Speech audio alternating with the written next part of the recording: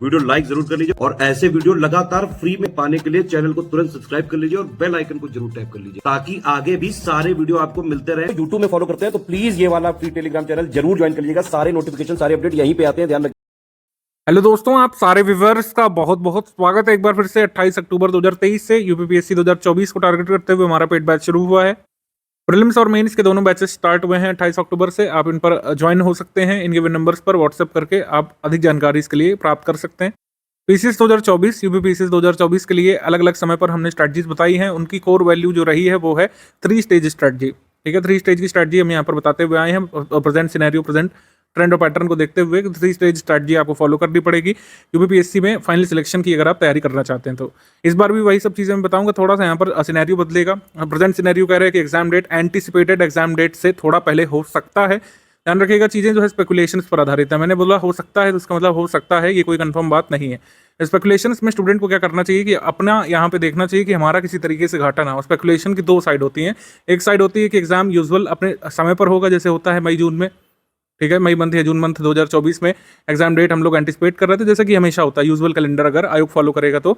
अगले वर्ष लोकसभा के चुनाव हैं, आपको पता है। तो आम चुनावों के दृष्टिगत कुछ लोग एंटिसिपेट कर रहे हैं कि एग्जाम जो है मार्च मंथ में भी हो सकता है। लेकिन मार्च मंथ में होने की एक कंडीशन या प्री रिक्वेस्ट यही है कि जनवरी मंथ के फर्स्ट वीक सेकंड वीक में इसका नोटिफिकेशन हर हाल में आ जाना चाहिए, तो हम कंफर्म हो जाएंगे। तो एग्जाम डेट के बारे में हमको क्लैरिटी कब तक मिल रही है? जनवरी तक। अभी हमारे पास 2 महीने बचे हैं, तो हम यहाँ पर प्रोडक्टिव तैयारी की ओर ध्यान देंगे और इस तरीके से तैयारी करेंगे कि दोनों ही सिनेरियो में हमारा कोई घाटा ना हो। अगर प्रीलिम्स जल्दी हो रहा है तो प्रीलिम्स पर थोड़ा ज़्यादा टारगेट कर लेंगे हम लोग इस बीच, और अगर यूजुअल समय पर हो रहा है, एंटिसिपेटेड एग्जाम डेट के हिसाब से ही हो रहा है मई जून में, तो उस हिसाब से तो 3 स्टेज स्ट्रैटेजी ही रहेगी इसमें। थोड़ा बहुत चेंजेस मैंने इसमें किया है और हमारे स्टडी मटेरियल में भी थोड़ा बहुत चेंजेस किया है इस ग्रुप के लिए, तो इन सब चीज़ों को थोड़ा ध्यान से देखिएगा। प्रीलिम्स हमारी स्क्रीनिंग परीक्षा है, इसका कोई भी महत्व मेरिट फॉर्मेशन में या फिर मेरिट एस्टिमेशन में नहीं रहने वाला है, आपको पता है। लेकिन स्क्रीनिंग परीक्षा जो है टफेस्ट स्टेज मानी जाती है, क्योंकि यही स्टेज से कई सारे लोग बाहर होंगे। जितनी पोस्ट आती हैं, जैसे 300-400 आजकल पोस्ट आ रही हैं, तो उसके 15 टाइम्स ही लोग जो है मेंस लिखने के लिए जो है चुने जाएंगे।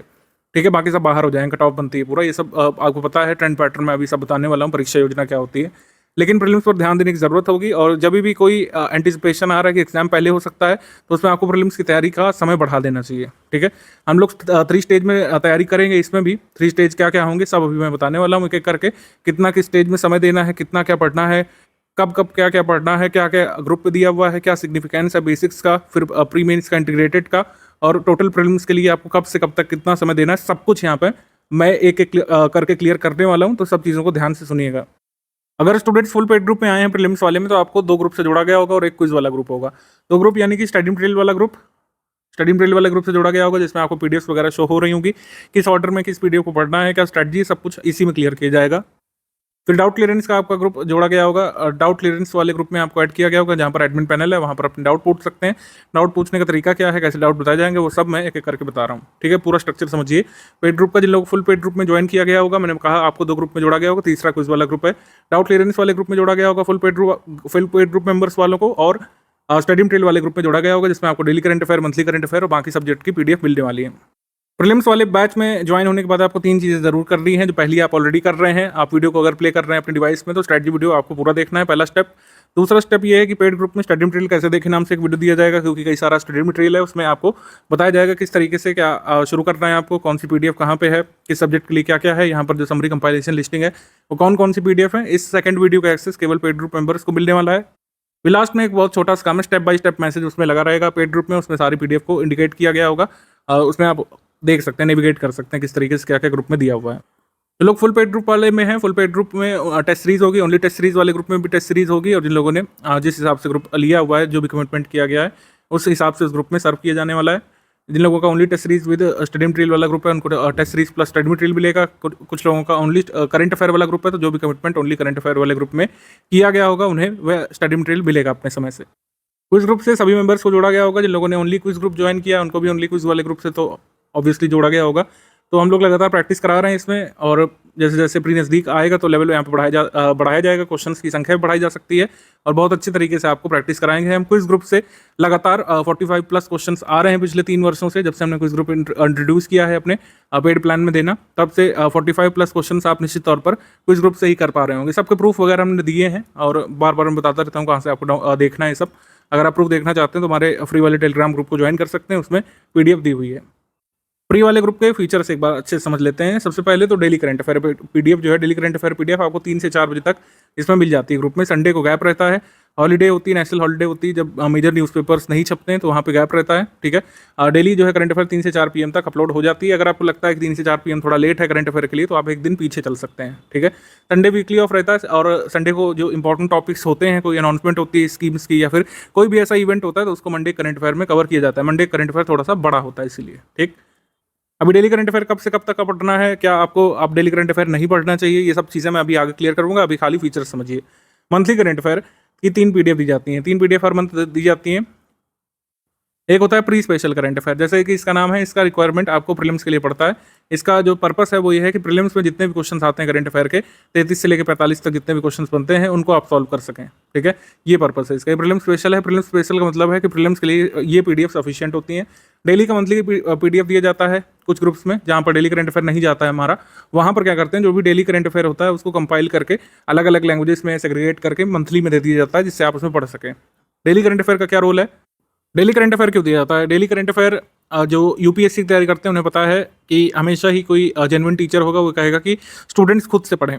किसी की समरी पढ़ने से अच्छा स्टूडेंट्स खुद की अपनी पेडागोजी डेवलप करें, उसमें खुद एनालिसिस करें, खुद ऑब्जर्व करें फैक्ट्स को, वो अलग सिनेरियो है। लेकिन जो यूपीपीसीएस की रिक्वायरमेंट है उसको स्टडी फॉर सिविल सर्विसेज अच्छे से समझ चुका है एज एन इंस्टीट्यूट। हम लगातार 6 वर्षों से इस पर काम कर रहे हैं। डेली करंट अफेयर आपको किस तरीके से मिलना चाहिए यूपीपीसीएस पॉइंट ऑफ व्यू से, वो हमने जो है लगातार उस हिसाब से उसमें डेवलप करना शुरू किया है। शुरुआत में डेली करंट अफेयर जो है थोड़ा सा बड़ा होता था, उसको और कंसाइज किया गया, कंपाइल किया गया और बहुत अच्छे तरीके से उसको इस तरीके से ऑर्गेनाइज करके डेली दिया जाता है आपको, स्टूडेंट्स को खुद से अपना एफर्ट ना देना पड़े। डेली न्यूज़पेपर में, आर्टिकल्स में, न्यूज़ ऑन एयर की न्यूज़ सुनने में या फिर किसी भी आर्टिकल एनालिसिस को खुद से करने की अपेक्षा वो क्या कर सकते हैं कि जो उसमें करंट अफेयर में पीडीएफ में दिया हुआ है आप उसको पढ़िए, ठीक है। न्यूज़पेपर का सब्स्टिट्यूट है, आपको अलग से यूपीपीसीएस के लिए कहीं से एनालिसिस करने की जरूरत नहीं पड़ेगी। जो भी जरूरी टॉपिक्स हैं वो उसमें दे दिए जाते हैं। करंट अफेयर की पीडीएफ बाइलिंगुअल होती है तो वो थोड़ा सा पेजेस ज़्यादा होते हैं। जब डेली का मंथली कंपाइल करते हैं तो पेजेस और भी कम हो जाते हैं। इतना रहता है वॉल्यूम कि आप आसानी से उसको डेली भी पढ़ सकते हैं और मंथ में एक बार रिवाइज भी कर सकते हैं। बेसिक कॉमन अंडरस्टैंडिंग के लिए होता है, ठीक है, जिससे मेंस के भी टॉपिक्स आपके क्लियर होते रहें। क्योंकि ये ग्रुप तो देखिए प्रीलिम्स का, जिन लोगों ने मेंस का अलग से लिया होगा उसमें भी डेली का मंथली वाला कंपाइल करके दिया जाता है और मेंस एग्जाम से पहले मोस्ट इंपॉर्टेंट करंट अफेयर की पीडीएफ भी दी जाती है। हमारा कमिटमेंट प्रीलिम्स एग्जाम के लिए ही होता है प्रीलिम्स वाले ग्रुप में, लेकिन हम चाहते हैं कि हमारे स्टूडेंट्स फाइनली सिलेक्ट हो। जैसे कि बताते हुए बहुत ही हर्ष की अनुभूति मैं कर रहा हूँ कि निकिता जी जो बीपीएससी 67th मेंस का जो अभी रिजल्ट आया है, मतलब फाइनली जो रिजल्ट आया 67th का, उसमें सेकंड रैंक उनकी आई है। जो लगातार एससीएस के स्टडी फॉर सिविल सर्विसेज के मंथली वाले करंट अफेयर फॉलो करती थी, क्योंकि उस समय बीपीएससी में 67th में फैक्चुअल करंट अफेयर के लिए लगातार स्टूडेंट्स फॉलो करते रहे हमारे मंथली करंट अफेयर को।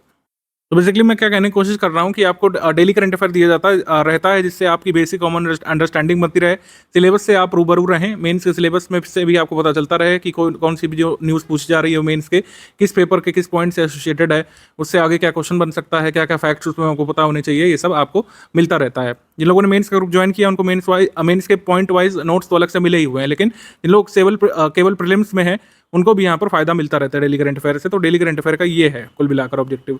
बाकी ऐसा नहीं कि प्रीलिम्स का कुछ भी नहीं होता डेली करंट अफेयर में। प्रीलिम्स के भी मोस्ट इंपॉर्टेंट टॉपिक्स आपके कई बार रिवाइज होते रहते हैं। फॉर एग्जांपल एसडीजी, ठीक है, एसडीजी में बार बार कुछ ना कुछ डेवलपमेंट आपका हर हफ्ते होता रहता है, हर महीने होता रहता है। तो उसमें एसडीजी के बेसिक्स आपके क्लियर रहते हैं कि कितने जो है उसमें गोल्स हैं, कितने टारगेट्स हैं, अवधारणा कब से शुरू हुई थी, ठीक है। ये सब जो कुछ बेसिक चीज़ें जो हम लोग जनरली रिवाइज नहीं कर पाते हैं वो आपके डेली करंट अफेयर से प्रीलिम्स का भी रिवाइज होता रहता है, ठीक है।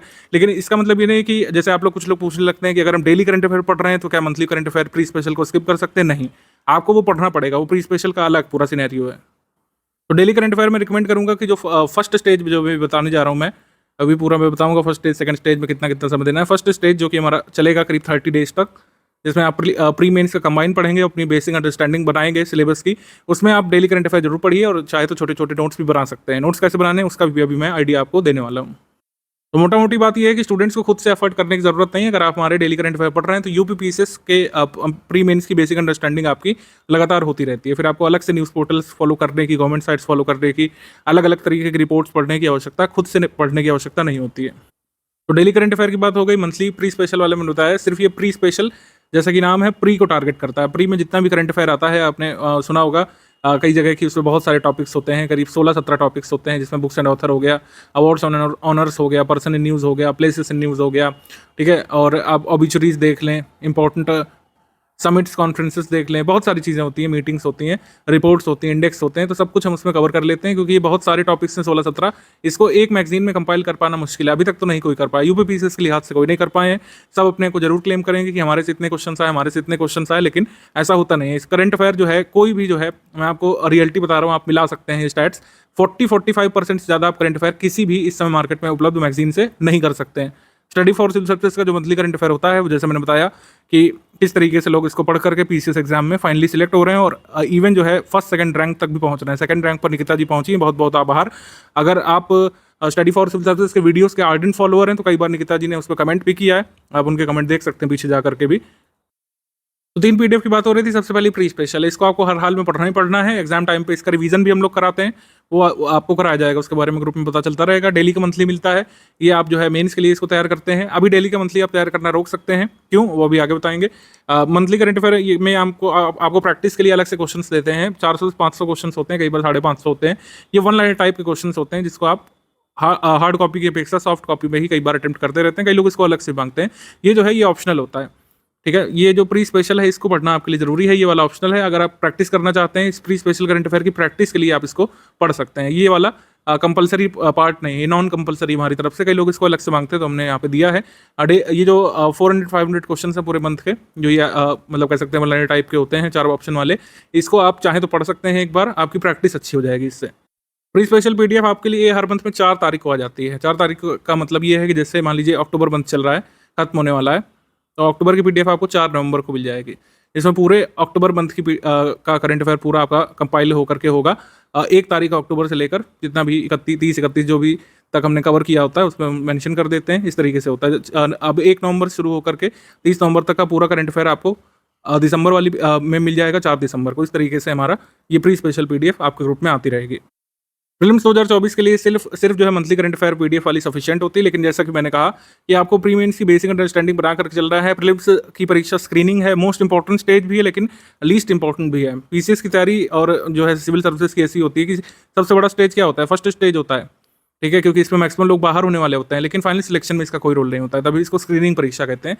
तो स्क्रीनिंग स्टेज है ये, लेकिन इसमें आपको तैयार रहना पड़ता है, क्योंकि जब तक आप पहला पड़ाव नहीं पार करेंगे, आप मेंस लिख नहीं सकते हैं, ठीक है। कई बार ऐसे केसेस आपने सुने होंगे, और आपके साथ भी हो सकता है हुआ हो कि कई बार आपने जो है किसी भी साल में प्री क्लियर किया, फिर मेंस लिखा, इंटरव्यू में किसी कारण से नहीं हो पाया, और अगले साल जो है प्रीलिम्स देने का यूपीपीसीएस का, उसमें प्रीलिम्स में भी नहीं हो पाया। तो कई सारे लोगों के साथ केस हुआ है, मैं नाम नहीं लेना चाहूँगा, अदरवाइज वो हमारे स्टूडेंट बुरा मान जाएंगे। फाइनली सिलेक्टेड हुए कुछ लोग 2022 वाले में, लेकिन 2023 का प्रीलिम्स नहीं निकाल पाए, ठीक है। तो इस तरीके से आपको पता होना चाहिए, मैं खाली सच्चाई बता रहा हूँ कि प्रीलिम्स में आपको सजग रह करके तैयारी करनी होती है, क्योंकि एंटिसिपेटेड एग्जाम डेट जो होती है मई जून, उससे इतर एग्जाम डेट होने की बात यहाँ पे कही जा रही, तभी मैं यहाँ पर थोड़ा फोकस कर रहा हूँ कि प्रीलिम्स ओरिएंटेड तैयारी आपकी रहे अगले 100-120 दिवस तक। प्रथम माह में, यानी कि फर्स्ट स्टेज वाली स्ट्रैटेजी में, जो फर्स्ट मंथ आपका रहने वाला है, उसमें आप प्रीलिम्स और मेंस की बेसिक अंडरस्टैंडिंग बनाएं। फिर सेकंड मंथ यानी कि करीब 1 नवंबर शुरू होकर के लगातार टोटल प्रीलिम्स की तैयारी आपको करनी है। पूरा मैं आपको ओवरव्यू अभी देने वाला हूँ। प्रीलिम्स के लिए कौन सी पीडीएफ होती है, सिर्फ मंथली करंट अफेयर होती है 4 तारीख को, जो प्री स्पेशल वाली होती है। इसमें सेक्शन वाइज प्लस एमसीक्यू 2 तरीके के होते हैं, दोनों ही कवर करने होते हैं। बार बार ये अलग से कई लोग पूछते हैं कि केवल सेक्शन वाइज पढ़ लें तो क्या सफिशिएंट है, केवल एमसीक्यू पढ़ लें तो क्या सफिशिएंट है। उत्तर नहीं है, आपको सेक्शन वाइज जो न्यूज़ है, जो टैबुलर फॉर्म में दी रहती है, उसको भी पढ़ना है, और प्लस एमसीक्यू जो बनाए जाते हैं उसको भी पढ़ना है। कई लोगों की अगर शिकायत है कि एमसीक्यू जो है ये उससे मैच नहीं होते सेक्शन वाइज से, तो रहे, हमें कोई समस्या नहीं है, लेकिन आपको दोनों ही पढ़ना है, ठीक है। इसी को पढ़ के मैक्सिमम लोग जो है सिलेक्ट हुए प्रीलिम्स में, और जो है आप देखेंगे निकिता जी जैसे लोग, कई सारे लोग बने हैं। सेकंड रैंक पहली बार ऐसा हुआ कि एससीएस से कोई सेकंड रैंक भी लाया है, ये बड़े गौरव की बात है। जैसे मैंने पहले बताया कि 400-500 क्वेश्चन की जो कंपाइल ये पीपीटी फॉर्म में पीडीएफ आती है, ये सिर्फ प्रैक्टिस के लिए होती है। प्रैक्टिस का मतलब है कि अगर आप ये वाली पढ़ चुके हैं कई बार प्री स्पेशल वाली, उसके बाद आपको लग रहा है कि नहीं मुझे प्रैक्टिस करनी है, तब आप इसका यूज़ कर सकते हैं, अदरवाइज आप इसे छोड़ भी सकते हैं समय के अभाव में। डेली का मंथली मेंस और फुल अंडरस्टैंडिंग के लिए दिया जाता है। जैसे मेंस नज़दीक है आपका, आप इंपॉर्टेंट टॉपिक्स तैयार करना चाह रहे हैं करंट अफेयर वाले, तो इसको ले सकते हैं, इसकी हेल्प ले सकते हैं आप। ठीक है। Discussion doubt clearance daily basis पर होता है और ये हमारा ग्रुप लगभग आप मान सकते हैं 24/7, क्योंकि कई बार लोग अगर 2 बजे रात में पूछते हैं हमारे स्टूडेंट्स, तो उनको कई बार रिप्लाई मिल जाता है। मान लीजिए 3 बजे कोई पूछते हैं एंथुसियास्टिक स्टूडेंट, तो उनको थोड़ा वेट करना पड़ता है सुबह 9-10 बजे तक का। ठीक है, तो हमारा ग्रुप मतलब 16 घंटे तक लाइव रहता है। आप इसमें जो भी डाउट पूछेंगे, बशर्ते हो यूपीपीसीएस सिलेबस से एसोसिएटेड हो, यूपीपीसीएस सिलेबस से अलाइंड हो, तो डाउट बिल्कुल भी छोड़ा नहीं जाता है। ठीक है, उसमें तुरंत आपको बताया जाता है कि जो भी आपका डाउट है, आपको एसडीजी नहीं समझ में आ रहा है, कोई जो है टारगेट नहीं समझ में आ रहा है, कोई कॉन्सेप्ट नहीं समझ में आ रहा है, कोई एनवायरमेंटल का आपको कॉन्सेप्ट नहीं समझ में आ रहा है, निश नहीं समझ में आ रहा, निश और हैबिटेट में क्या अंतर है नहीं समझ में आ रहा, बायो एक्युमुलेशन, बायो मैग्निफिकेशन कैसे अलग अलग हैं, इस तरीके के डाउट आते रहते हैं। हमारे एजुकेटर्स उसको बहुत अच्छी तरीके से टैकल करते हैं। स्टूडेंट्स को तब तक समझाते हैं जब तक उन्हें समझ में ना आ जाए। तो डाउट क्लियरेंस ग्रुप में आप कभी भी अपने डाउट पूछ सकते हैं। डाउट जो है ये हमारे यहाँ पे नियम है कि आपको टाइप करके या फिर लिख करके या फिर पेंसिल से लिख करके पिक खींच करके पूछना पड़ेगा। वॉइस मैसेज में आप डाउट नहीं पूछ सकते हैं। हालांकि वॉइस मैसेज में अगर आप मतलब बातचीत करना चाहते हैं 1-to-1, तो इसके लिए एक और सुविधा हम लाए हैं। डेली बेसिस पर नहीं, लेकिन मंथ में एक बार एक लाइव डाउट डिस्कशन होता है हमारे। लाइव आप जो है एजुकेटर से डायरेक्टली 1-to-1 सवाल पूछ सकते हैं, अपना जवाब पा सकते हैं। मंथ में एक बार लाइव डाउट डिस्कशन होता है। डाउट क्लियरेंस तो आपका डेली चलता है, लेकिन मंथ में एक बार यूपीपीसीएस के लिए लाइव डाउट डिस्कशन होता है। ट्रेंड पैटर्न को डिस्कस कर सकते हैं आप। आपका तैयारी का कोई सिनेरियो नहीं बन पा रहा है, कोई दिक्कत आ रही है, तो उसको आप डिस्कस कर सकते हैं। 1-to-1 डायरेक्ट आप बातचीत कर सकते हैं। पार्टिसिपेशन इसमें मैंडेटरी नहीं है, लेकिन अगर जिनको जरूरत है तो भाग ले सकते हैं लाइव में। अदरवाइज डाउट डिस्कशन लगातार चलता रहता है। जो भी आप डाउट पूछेंगे उसको 24/7 हमने बताया लाइव डाउट सॉल्व किया जाता है। रक्षाबंधन में नहीं छुट्टी रखी थी हमने, दीपावली में जिस दिन पटाखे छुटाए जाते हैं उस दिन छुट्टी रहती है। मैं बिल्कुल सच बात बता रहा हूँ आपको। अगले दिन से तुरंत डाउट डिस्कशन यहाँ पे हमारा शुरू हो जाता है। इसमें कोई हॉलीडे होती नहीं है, नेशनल हॉलीडे, बहुत बड़े बड़े फेस्टिवल छोड़ करके कभी भी डाउट डिस्कशन ग्रुप हमारा बंद नहीं किया जाता है। ठीक है, तो आप यहाँ पर डाउट पूछ सकते हैं। यूपीपीसीएस के संबंध में आप कोई भी डाउट पूछ सकते हैं, हमारे कंटेंट के संबंध में कोई डाउट पूछ सकते हैं, पीवाईक्यू के संदर्भ में कोई चीज़ नहीं समझ पा रहे हैं तो पूछ सकते हैं। यूपी का मंथली करंट अफेयर भी अब आपको मिल जाता है। ये नेक्स्ट मंथ की 9 या 10 तारीख के करीब मिलता है। थोड़ा कभी लेट भी हो जाए तो आपको 12-13 तक मिल जाता है। मतलब इसमें यूपी का मंथली करंट अफेयर होता है। उत्तर प्रदेश से संबंधित सारे फैक्ट्स यहाँ पर आपके प्रीलिम्स वाले क्लियर कर दिए जाते हैं। जो मेंस के लिए बहुत ज़रूरी बिंदु होते हैं उनको भी कवर कर लिया जाता है। जो कि अब आपको पता है GS 5, 6 कोई ऑप्शनल सब्जेक्ट तो रहा नहीं। GS 5 और 6 क्या हो गया है, अब यूपी स्पेशल पूरा हो चुका है, जिसमें बहुत बारीक जानकारियाँ आपको उत्तर प्रदेश की जुटानी पड़ेगी। तो उसके लिए भी ये आपका जरूरी होता है। मतलब प्री के लिए तो है ही जरूरी है, जो उत्तर प्रदेश स्पेशल मंथली हम लोग देते हैं, ये मेंस के लिए भी जरूरी है। इससे कई सारे फैक्ट आपको मिल जाएंगे PDF से। पेड क्विज वाले ग्रुप में सीसैट की हर मंथ में एक प्रैक्टिस हम लोग कराते हैं। 50 क्वेश्चन मिनिमम यहाँ पे कराए जाते हैं, थोड़ा और बढ़ा भी देंगे इसको। और जो पुराने क्वेश्चन हो चुके हैं वो भी आपको मिल जाएंगे। तो सीसैट पर भी लगातार हम लोग ध्यान दे रहे हैं। सीसैट में वैसे तो लाने पड़ते हैं 33% अंक, ये आपका कंपलसरी क्वालिफाइंग पेपर होता है। ठीक है, मतलब 33% अंक आपको लाने पड़ते हैं। मेरिट में इसको नहीं जोड़ते हैं, लेकिन तब भी कई लोग इसको क्वालिफाई नहीं कर पाते हैं अनफॉर्चुनेटली। तो अभी से हम इस पर ध्यान दे रहे हैं। सीसैट का ये मंथली आपका टेस्ट होता है और इसका वीडियो भी दिया जाता है ग्रुप में। आयोग के ऑफिशियल सिलेबस को फॉलो करते हुए लगातार स्टडी फॉर सिविल सर्विस 6 वर्षों से काम कर रहा है आपके साथ। ठीक है, 6 वर्षों से हम सर्व करते हुए आ रहे हैं। अपना अथक प्रयास हमने जारी रखा है, उसका रिजल्ट भी देखने को मिल रहा है, चाहे यूपीपीसीएस आयोग के पेपर्स हों या फिर हमने अदर स्टेट में जहाँ पर काम किया हो, BPSC के लिए, BPSC मेंस के लिए, हरियाणा PCS के लिए और भी उत्तराखंड PCS के लिए हम लोग प्रयास बढ़ा रहे हैं। जब इन एग्जाम्स के रिजल्ट आते जाएंगे, क्योंकि इन एग्जाम के रिजल्ट थोड़ा लेट होते हैं, मतलब हमने अगर प्रयास किया 2 वर्ष पहले तो उसका परिणाम हो सकता है हमें आज मिले या फिर जो है अगले महीने मिले। तो इस तरीके से चीज़ें चल रही हैं, लगातार आपको अपडेट किया जाता है, बिल्कुल ऑनेस्टी के साथ, इंटीग्रिटी के साथ। तो मैंने कहा जैसे आयोग अपने सिलेबस को फॉलो करता है, आयोग जिन रिसोर्सेज को मानता है उन्हीं को फॉलो किया जाता है। जो भी आंसर की जब आती है तो इसके बारे में स्टूडेंट्स को पता चलता है, अदरवाइज साल भर इसके बारे में कोई बात नहीं करता है। जैसे अगर आप देखें, जैसे भारत में डेमोग्राफिक डिविडेंड जो है वो किसे मानते हैं, भारत को है डेमोग्राफिक डिविडेंड कितने एज ग्रुप के लोगों को मानते हैं। अब ये चीज़ आप सर्च करेंगे तो आपको कहीं पर भी क्लियर उत्तर नहीं मिलने वाला है प्राइवेट वेबसाइट में। और कई जगह आपको SEO ऑप्टिमाइजेशन की वजह से कोई वेबसाइट दिखा देगी अगर UNFPA ने अपनी रिपोर्ट में 1564 इसको माना है तो आप उसको सही मान लेते हैं, जबकि ये नहीं होता है। आयोग जिन रिसोर्सेज को मानने वाला है, आयोग मानता है गवर्नमेंट रिसोर्सेज को। हमारी गवर्नमेंट मानती है हमारी पॉपुलेशन पॉलिसी के अनुसार और कई ऑथेंटिक सोर्सेज के अनुसार जो ह्यूमन रिसोर्सेज के हैं, वो ये कहते हैं कि 15 से 59 साल भारत में डेमोग्राफिक डिविडेंड होता है। 15 से 64 ये डेवलप्ड कंट्रीज अमेरिका वगैरह के लिए। तो ये सब जो डिफरेंस है, माइन्यूट नुएंसेस हैं, छोटी छोटी चीज़ें हैं, इन सबको हम फॉलो करते हैं। ठीक है, ये आपको ऑथेंटिक डेटा दिया जाता है जो आयोग मानने वाला है। ठीक है, आयोग जो चीज़ें मानता रहा है, आयोग जो चीज़ें आगे मान सकता है, उनको फॉलो करते हुए जो है हम पूरा सब डेटा कंपाइल करते हैं। कई सारी जगह आप देखेंगे, अगर कोल प्रोडक्शन आप ले लीजिए, कोल प्रोडक्शन में टॉप पर कौन है, कोल रिजर्व में टॉप पर कौन सा स्टेट है, कौन सा कंट्री है, इतनी जगह आप कंफ्यूज हो जाएंगे। 40 वेबसाइट देखेंगे, 40 में अलग अलग डेटा शो करेगा। कभी तो कह देगा ये 2 साल पहले का है, कभी कह देगा 2 महीने पहले का अपडेट है। आयोग कौन सा मानेगा, ये आपको हम मिसलेनियस PDF में लिख करके देते हैं। मतलब कुल मिलाकर ये मेरा कहने का आशय है कि आप या तो खुद कर लीजिए, ठीक है, खुद आप पूरा रिसर्च करिए, एनालिसिस करिए, अपनी टीम बना लीजिए स्टडी फॉर सिविल सर्विसेज जैसे, और इस बिजनेस में उतर आइए, ठीक है। या तो फिर अपने बिजनेस को माइंड करिए, अपना बिजनेस, यानी कि आपको अगर सिलेक्ट होना है यूपीपीएससी 2024 के प्रीलिम्स में और फिर मेंस में, तो स्टडी फॉर सिविल सर्विसेज जो आपको ग्रुप में देता जाएगा वो आप फॉलो करते जाइए। तो study for civil services follow करता है एनसीईआरटी को, पीआईबी को, मिनिस्ट्री की रिपोर्ट्स को, पब्लिकेशंस को, इवन कई सारे जो गवर्नमेंट ऑफिसर्स हैं और जो मतलब गवर्नमेंट से एसोसिएटेड लोग हैं, मिनिस्टर्स हैं इंपॉर्टेंट वाले, उनका ट्विटर हैंडल तक कई बार हमारी टीम फॉलो करती है फॉर डेटा की कई मतलब इतने सारे जब ऑप्शंस अवेलेबल होते हैं तो कई बार कंफ्यूजन होने लग रहा है। जैसे तो पहले इंटरनेट का एक्सेस कम लोगों के पास था, कम वेबसाइटें थी, तो डेटा निकालना उतना कठिन नहीं होता था। लेकिन अब जैसे ये डिजिटल बूम आया है, इतने सारे पोर्टल्स हो चुके हैं, इतने सारे एजुकेटर्स हो चुके हैं कि कई बार ऑथेंटिक डेटा में कंफ्यूजन हो जाती है, ठीक है। जैसे फॉर एग्जांपल अगर आप देखें 54वां 55वां टाइगर रिजर्व कौन सा है, ये आप ढूंढ के दिखा दीजिए ऑथेंटिक क्या है, कई बार बहुत कंफ्यूजन आपको हो जाएगा। लेकिन स्टडी फॉर सिविल सर्विसेज की टीम आपको हर जगह पर ऑथेंटिक सोर्स आपको उपलब्ध करा देती है।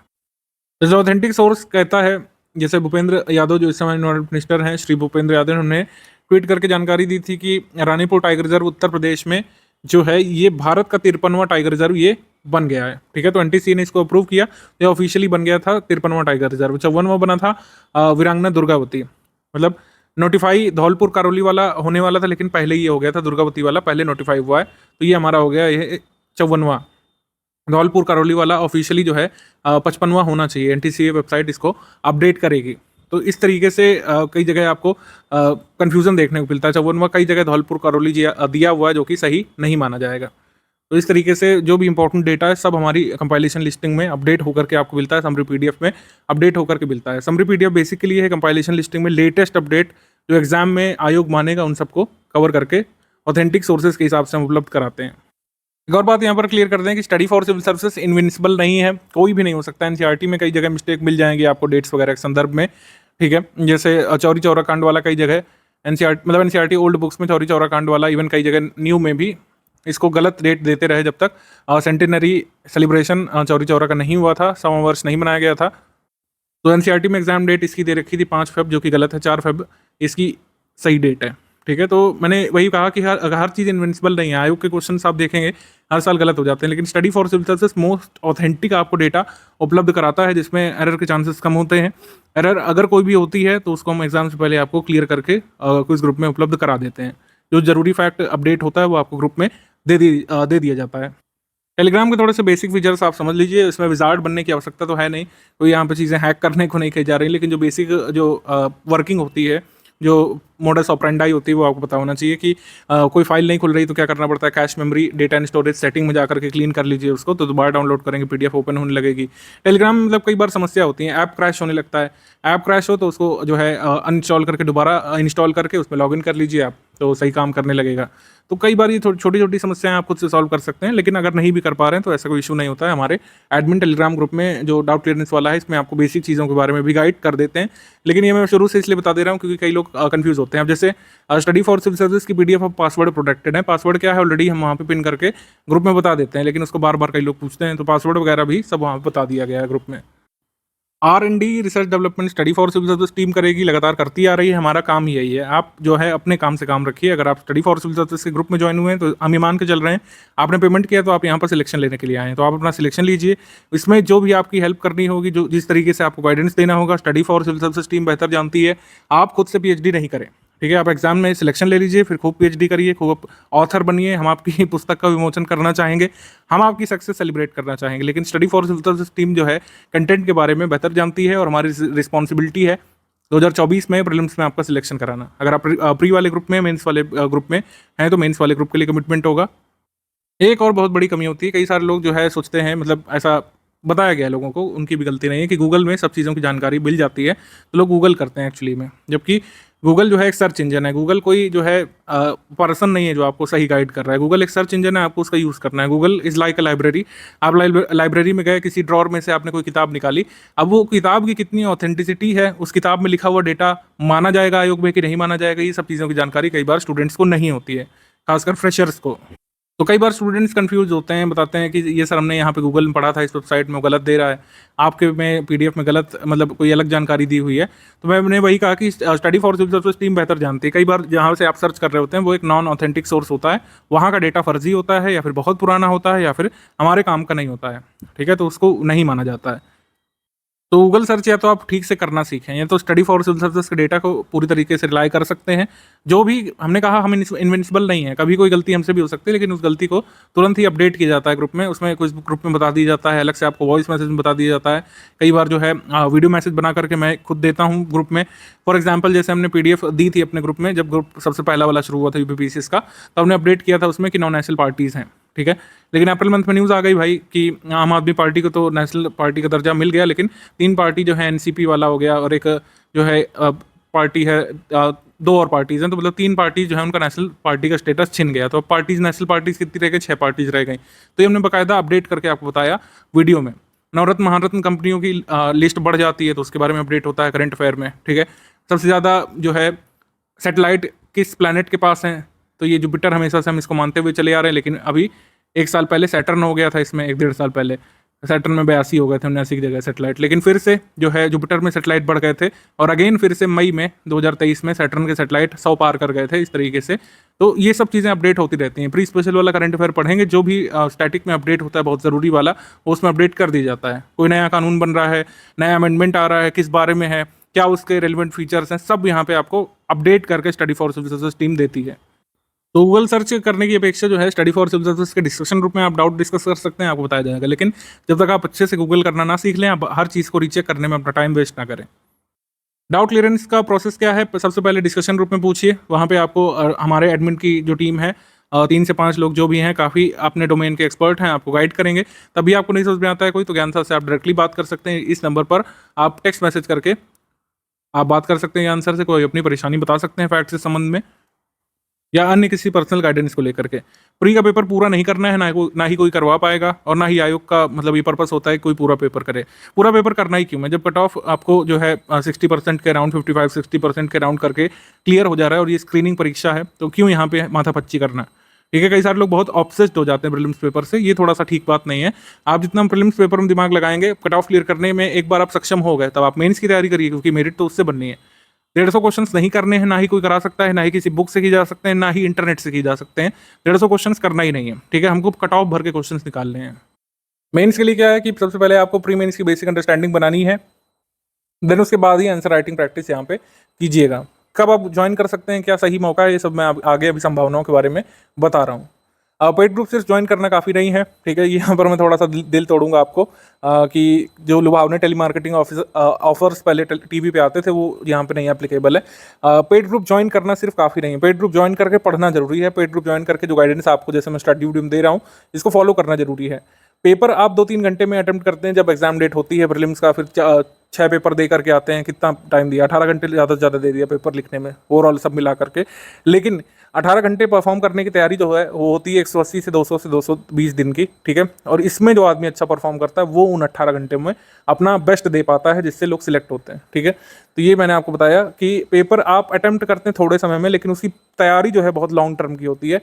तो यूपीपीसीएस का सिलेक्शन जो है लॉन्ग टर्म तैयारी करके, लॉन्ग टर्म एफर्ट दे करके किया जा सकता है। ये कोई छोटा मोटा एग्जाम या फिर छोटा मोटा कोई कोर्स नहीं है, प्राइवेट कोर्स नहीं है कि आप मतलब थोड़ा बहुत देख करके समझ करके पीवाईक्यू देख करके कर लेंगे, ऐसा नहीं होता है। तो पेड ग्रुप ज्वाइन करने के बाद जो यहाँ पे बताया जा रहा है, जैसा यहाँ पे बताया जा रहा है, डेली 6-7 घंटे का जो आपको शेड्यूल बनाना है, उसको बना करके उसको एग्जीक्यूट करके, जो बारीकियां हम बताएंगे पेड ग्रुप में, क्विज वाले ग्रुप में जो क्वेश्चंस कराए जाएंगे उससे सीख करके आप ओवरऑल अपना आउटपुट देंगे, और उस आउटपुट से आप कट ऑफ को भी क्लियर कर सकते हैं। प्री 2024 से पहले कम से कम 9-10 क्वेश्चन की प्रैक्टिस आपको करके जानी है। सारे resources study for civil services ही उपलब्ध कराएगा, अलग से आपको नहीं कुछ करना है, क्योंकि जैसे हमने बताया था हमारा ग्रुप वन स्टॉप डेस्टिनेशन के फॉर्म में काम करता है। 9-10 हज़ार क्वेश्चन का प्रैक्टिस रिसोर्स क्या होगा? SCS पेड क्विज सबसे पहला और सबसे मेजर, फिर SCS PYQ कंपाइलेशन SCS का ही करना है। Study for civil services team ने जो दिया है, बहुत सारे पब्लिकेशंस मार्केट में अवेलेबल है, उनका नहीं करना है। क्यों नहीं करना है? इसलिए नहीं करना है क्योंकि फालतू में उनमें वॉल्यूम बढ़ाया गया है। कई सारे अदर स्टेट पीसेस को, कई सारे ऐसे एग्जाम्स को शामिल कर लिया गया है जिनसे यूपीपीसीएस का सिलेबस बहुत दूर दूर तक मैच नहीं होता है। तो आप कई सारा एफर्ट वहाँ डाल देते हैं जिसका आपको कोई लाभ नहीं मिलने वाला। SCS PYQ कंपाइलेशन अपने आप में सफिशिएंट है, हमने सारे क्वेश्चंस को शामिल किया है, ऐसे जो आज भी रेलिवेंट हो सकते हैं, नॉन रेलिवेंट क्वेश्चंस को हटा दिया गया है।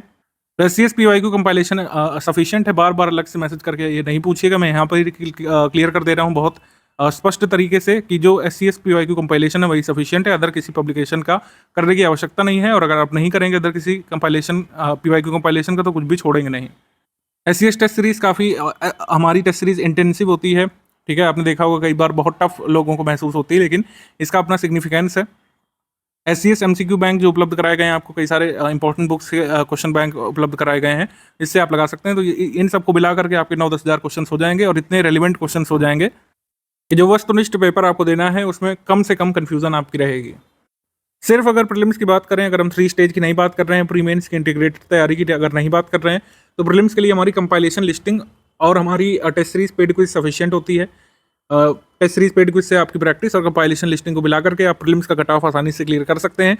लेकिन प्री मेंस की बेसिक अंडरस्टैंडिंग आपको बनाना जरूरी है, क्योंकि मेंस एग्जाम भी तुरंत देना होता है आपको, मतलब प्रीलिम्स के बाद ज़्यादा दिन का समय नहीं मिलता है। तो इस तरीके से पूरी स्ट्रैटेजी है।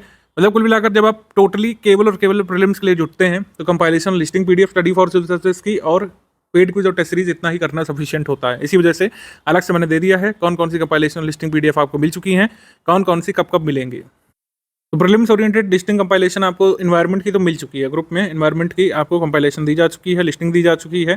सारे जो मैंने आपको अपडेट्स बताए, टाइगर रिजर्व जितने हो चुके हैं, 54 NTCA नोटिफाइड कर चुका है, 55वां NTCA नोटिफाइड करेगा धौलपुर करौली को, जो राजस्थान में है। पॉलिटी भी आपको 10 नवंबर को मिल जाएगी, साइंस आपको 28 नवंबर को मिल जाएगी कंपाइलेशन लिस्टिंग, ज्योग्राफी भूगोल आपको 10 नवंबर को मिल जाएगी, इतिहास 30 दिसंबर को मिल जाएगी, इकोनॉमी आपको 25 जनवरी 2024 तक मिल जाएगी। इसमें केवल कंपाइलेशन मिलती है, इसमें कोई लिस्टिंग नहीं हो सकती है। इसमें बजट इकोनॉमिक सर्वे की PDF आपको नेक्स्ट ईयर का बजट आने पर मिलेगी, ठीक है। नेक्स्ट ईयर जब इकोनॉमिक सर्वे का एडिशन और बजट का एडिशन आएगा तो उसकी स्टडी फॉर सिविल सर्विसेज की ऑथेंटिक समरी मिलेगी। अब बात कर लेते हैं ओवरऑल स्ट्रेटजी की। शुरू में क्या करना है, फिर बाद में कैसे करना है। शुरू में लगभग 30 दिवस तक आप बेसिक अंडरस्टैंडिंग अपनी बनाइए। बेसिक का मतलब है प्री मेंस दोनों की तैयारी यहाँ पे चलेगी, और यहाँ पर प्री मेंस दोनों की बेसिक तैयारी यहाँ पे चलेगी, ठीक है। कोई आंसर राइटिंग अभी करने की जरूरत नहीं है, लिस्टिंग कंपाइलेशन अभी तुरंत जुटने की जरूरत नहीं है। बेसिक बनाइए, बेसिक बनाना बहुत जरूरी है। एग्जाम भले ही नजदीक है प्रीलिम्स वाला तुरंत, लेकिन 1 महीने का बेसिक आपको बनाना जरूरी है। इससे न सिर्फ आपको प्रीलिम्स का कंटेंट तैयार करने में आसानी होगी, जब आप प्री के तुरंत बाद जुटेंगे अपने आंसर राइटिंग वगैरह में, उसमें भी आपको बहुत लाभ मिलता है। इसमें समरी PDF आप पढ़िए जो दी गई है। बुक्स वगैरह मैंने इस पर स्किप कर दिया, इस वाली स्ट्रेटजी में बेसिक बुक्स पढ़ने का अब नहीं समय बचा है। समरी PDF हमने अपडेट करके दे दिया है। समरी PDF देखिए 2 मेजर सब्जेक्ट के लिए है, हिस्ट्री के लिए है और ज्योग्राफी के लिए है, जो मेजर बड़े सब्जेक्ट हैं, वॉल्यूमिनस सब्जेक्ट हैं, जहाँ पे ज़्यादा सिलेबस है। तो हिस्ट्री ज्योग्राफी की हमने समरी दे दी है। हिस्ट्री का मतलब यहाँ पे ancient plus medieval plus modern की यहाँ पे अलग अलग समरी PDF मिल गई है आपको। इसी को आप पढ़िए, आपको बुक पढ़ने की आवश्यकता नहीं है। NCERT पहले हम लोग बताते थे, लेकिन अब मैंने बताया सिनेरियो थोड़ा सा अलग है, प्रीलिम्स जल्दी हो सकता है, तो हम यहाँ पर एक रियलिस्टिक अप्रोच के बारे में बात करेंगे। ज्योग्राफी की आप समरी PDF पढ़िए, स्टडी फॉर सिविल सर्विसेज ने जो दिया है, पापा वीडियो PDF देखने की अब आवश्यकता आपको नहीं है। हिस्ट्री की बुक्स वगैरह हमने शेयर जरूर करी है ग्रुप में। ज्योग्राफी की NCERT बुक हमने शेयर करी है, लेकिन वो रेफरेंस के लिए कोई चीज़ आपको देखनी है उसमें से, तो उसके लिए है। इसकी रेगुलर स्टडी अब आप नहीं कर सकते हैं, इतना टाइम नहीं अलाउ करेगा आपको, प्रेजेंट सिचुएशन अलाउ नहीं करेगी। प्रेजेंट सिचुएशन क्या कहती है कि आप 1 महीने बेसिक के लिए दे सकते हैं, बेसिक अंडरस्टैंडिंग। और मेंस का अगर ग्रुप ज्वाइन आपने किया है हिंदी का और मेंस का, तो GS 1 to 6 के नोट्स आप पढ़ सकते हैं। 1 महीने तक पढ़िए, जितना भी हो पाए, ठीक है, जितना भी हो पाए 1 महीने तक बेसिक अंडरस्टैंडिंग बनाइए, प्रीलिम्स की मेंस की दोनों की। प्रीलिम्स की कैसे बनेगी, समरी PDF पर आप पढ़िए हिस्ट्री की और ज्योग्राफी की, ठीक है। बेसिक बुक आप स्किप कर सकते हैं। इकोनॉमी में जो बेसिक कॉन्सेप्ट है उसकी PDF आप पढ़ सकते हैं। पॉलिटी में लक्ष्मीकांत की बुक आप जितना पढ़ पाएँ वो ठीक बात है। 1 महीने तक जितने भी चैप्टर्स आप कवर कर पाएँ उतना पढ़िए। नवंबर में आपकी पॉलिटी की कंपाइलेशन लिस्टिंग आ जाएगी, उससे आप पढ़ते रहिएगा। हम यहाँ पर हमेशा ही मान के चलते हैं कि हमारी कंपाइलेशन लिस्टिंग सारी सब्जेक्ट वाइज कंप्लीट करने के लिए 90 दिवस आपके लिए बहुत सफिशिएंट है। इसके साथ ही पेड क्विज और टेस्ट सीरीज की प्रैक्टिस भी की जा सकती है। तो लेटेस्ट ट्रेंड पैटर्न के अनुसार से लिस्टिंग कंपाइलेशन का जो 5th वर्जन है अलग अलग सब्जेक्ट्स का, वो रिवाइज कर दिया जाएगा। इसकी डेट्स वगैरह यहाँ पे बता दी गई हैं। मतलब जब ये कंपाइलेशन लिस्टिंग जैसे ही मिल जाए उसके बाद से आपको कुछ नहीं पढ़ना है, समरी रिवाइज नहीं करना है, टेस्ट सीरीज लगानी है, पेड क्विज लगानी है, और ये समरी और लिस्टिंग कंपाइलेशन को रिवाइज करना है, क्योंकि ये प्रीलिम्स ओरिएंटेड मटेरियल है। PCS मेंस का जैसे मैंने बताया अलग ग्रुप बना दिया गया है, उसको चालू कर दिया है। GS 1 से 6 तक का पूरा स्टडी मटेरियल आपको मिल चुका है। करंट अफेयर डेली अपडेट होता रहेगा, ठीक है। आप 1 महीने बेसिक बनाइए, देन उसके बाद आप जुट जाइए प्रीलिम्स में, और प्रीलिम्स के तुरंत बाद फिर मेंस में वापस आकर के आप आंसर राइटिंग शुरू कर सकते हैं और अपना पूरा मेंस ओरिएंटेड स्टडी शुरू कर सकते हैं। पैटर्न वगैरह बहुत बार डिस्कस हो चुका है, एक बार मैं ब्रीफली आपको फिर से डिस्कस कर ले रहा हूँ। प्रीलिम्स में आपके 2 पेपर होते हैं, जीएस 2 जिसको बोलते हैं वो सीसैट पेपर होता है, सीसैट पेपर को जीएस 2 बोला जाता है हमारे यहाँ पे यूपी में। जीएस 1 यहाँ पे 150 क्वेश्चंस का होता है, जिसके लिए आपने ग्रुप ज्वाइन किया है। 150 क्वेश्चंस 200 मार्क्स यहाँ पे, ठीक है। 200 नंबर में से आपका यहाँ पे कट ऑफ बनता है पोस्ट वाइज और कैटेगरी वाइज। मेंस एग्जाम होता है, इसमें आपके 8 पेपर होते हैं, जीएस 1 से लेकर जीएस 6 तक के 6 पेपर, एक हिंदी का पेपर कंपलसरी वाला जिसके नंबर जुड़ते हैं मेरिट में 150, और एक एसे का पेपर होता है। इसे आप हिंदी में, उर्दू में, अंग्रेजी में 3 भाषाओं में से किसी एक में लिख सकते हैं यूपीपीएसएस में। तो मेंस का कितना हो गया? मेंस का टोटल योग हो गया है यहाँ पर आपका 1500। 1500 के बाद आपका एक पर्सनालिटी टेस्ट यानी कि इंटरव्यू होता है, तो ये हो गया 100 यानी कि 1500 प्लस आपका 600 नंबर में से फाइनल मेरिट आपकी बनती है पोस्ट वाइज और कैटेगरी वाइज। तो इस तरीके की पूरी प्रक्रिया आपको फॉलो करनी होगी।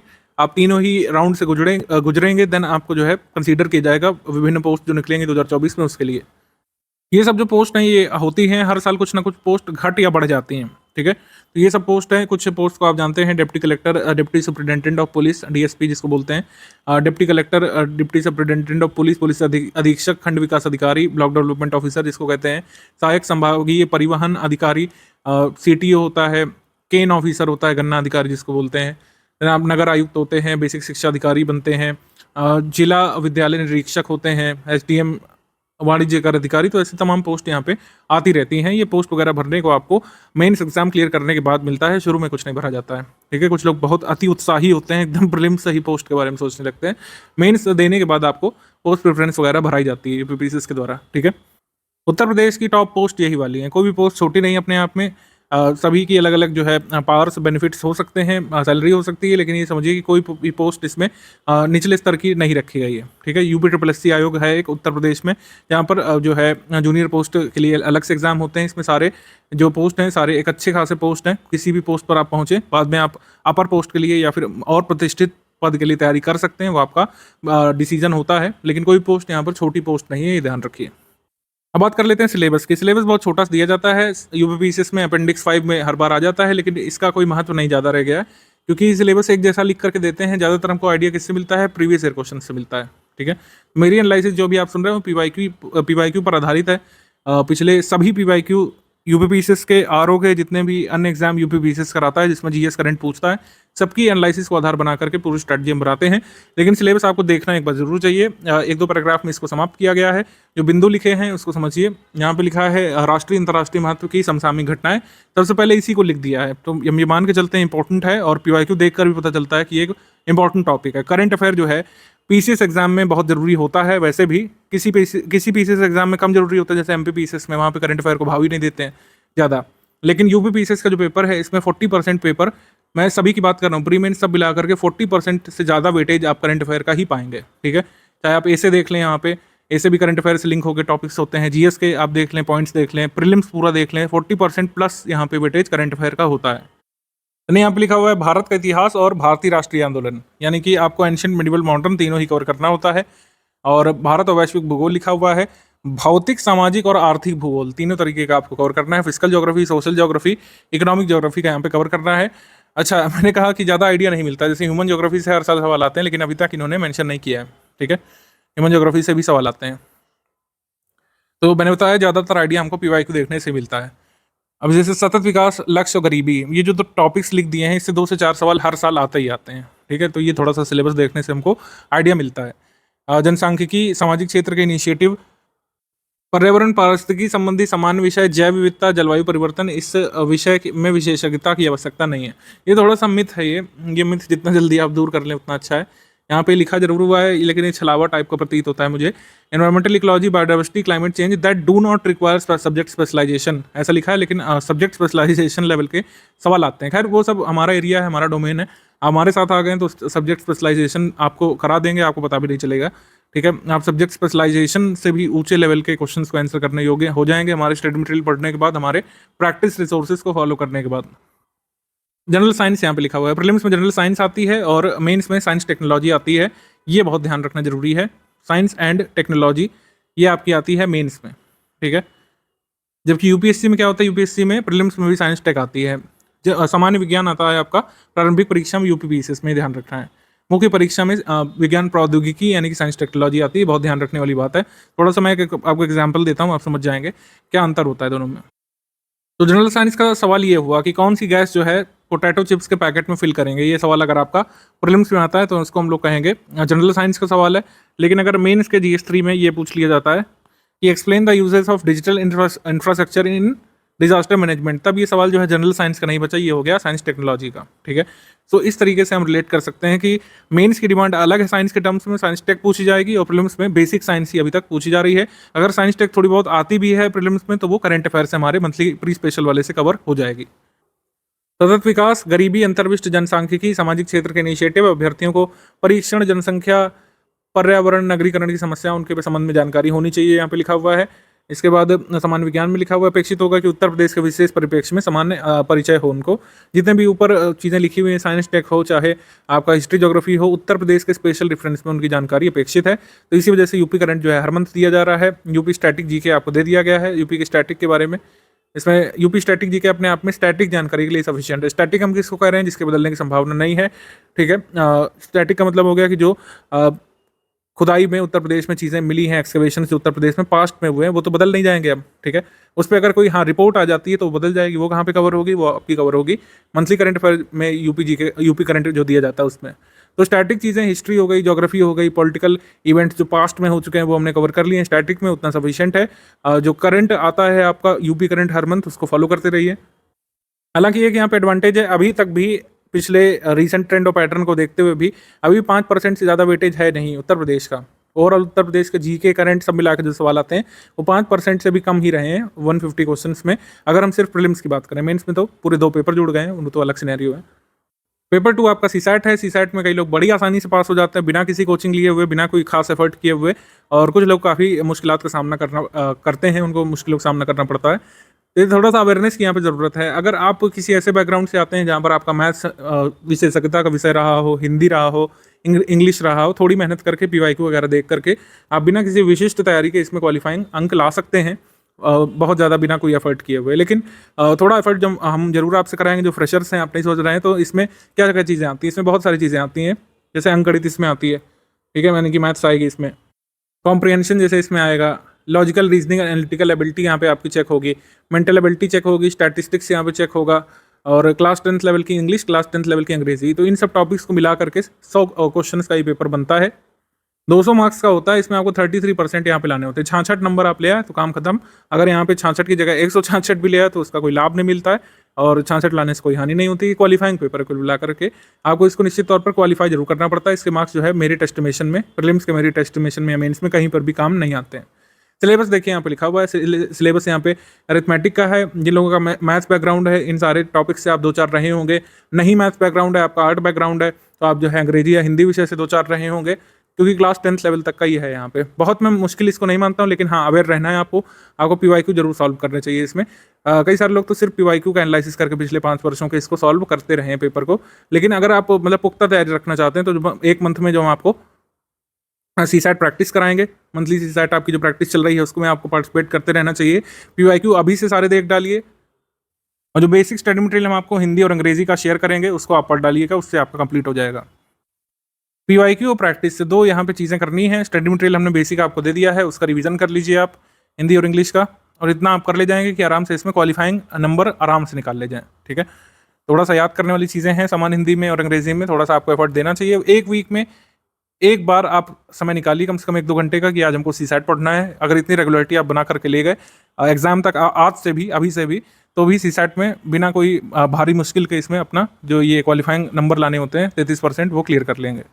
बात कर लेते हैं बहुप्रतीक्षित कट ऑफ की। कट ऑफ कितना जाता है? कट ऑफ कभी फिक्स नहीं होता है किसी एग्जाम का, इसमें कट ऑफ कोई पहले से नहीं पता रहता है। कट ऑफ डिसाइडिंग फैक्टर होता है नेचर ऑफ पेपर किस लेवल का पूछा गया, यही डिसाइडिंग फैक्टर मैं मानता हूँ, क्योंकि नंबर ऑफ पोस्ट से ज़्यादा फर्क नहीं पड़ा। नंबर ऑफ पोस्ट 900 प्लस थी जहाँ पे 2018 में, तो 126 नंबर कट ऑफ गया था। पिछले साल कुछ मेरे हिसाब से शायद 300 से कम पोस्ट थी, तो यहाँ पे 111 गया था। तो ये कोई मैटर नहीं करता कि कितनी नंबर ऑफ पोस्ट में, मैटर ही करता है कि पेपर किस तरीके का आयोग ने सेट किया है प्रीलिम्स का। 2018 में PCS का ये कट ऑफ, ये GS1 का मैं बता रहा हूँ क्योंकि GS1 से ही कट ऑफ बनता है। GS2 यानी सीसैट क्वालिफाइंग है। ठीक है, सामान्य अध्ययन का जो कट ऑफ गया था वो 126 नंबर गया था। 94.5 क्वेश्चन, यानी 150 में से 94.5 क्वेश्चन अगर आपके सही होते हैं, नेगेटिव मार्किंग हटा करके, तो आप यहाँ पे सही कर लेते हैं। यहाँ पे नेगेटिव मार्किंग 1/3 की होती है। ये ध्यान रखना है। 1/4 की नहीं 1/3 की नेगेटिव मार्किंग होती है, यानी कि आपके 3 सवाल गलत हुए तो एक सही वाला कट जाएगा। पीसीएस 2019 में कट ऑफ गया था 117, यानी 87.75 क्वेश्चन गया था, ठीक है।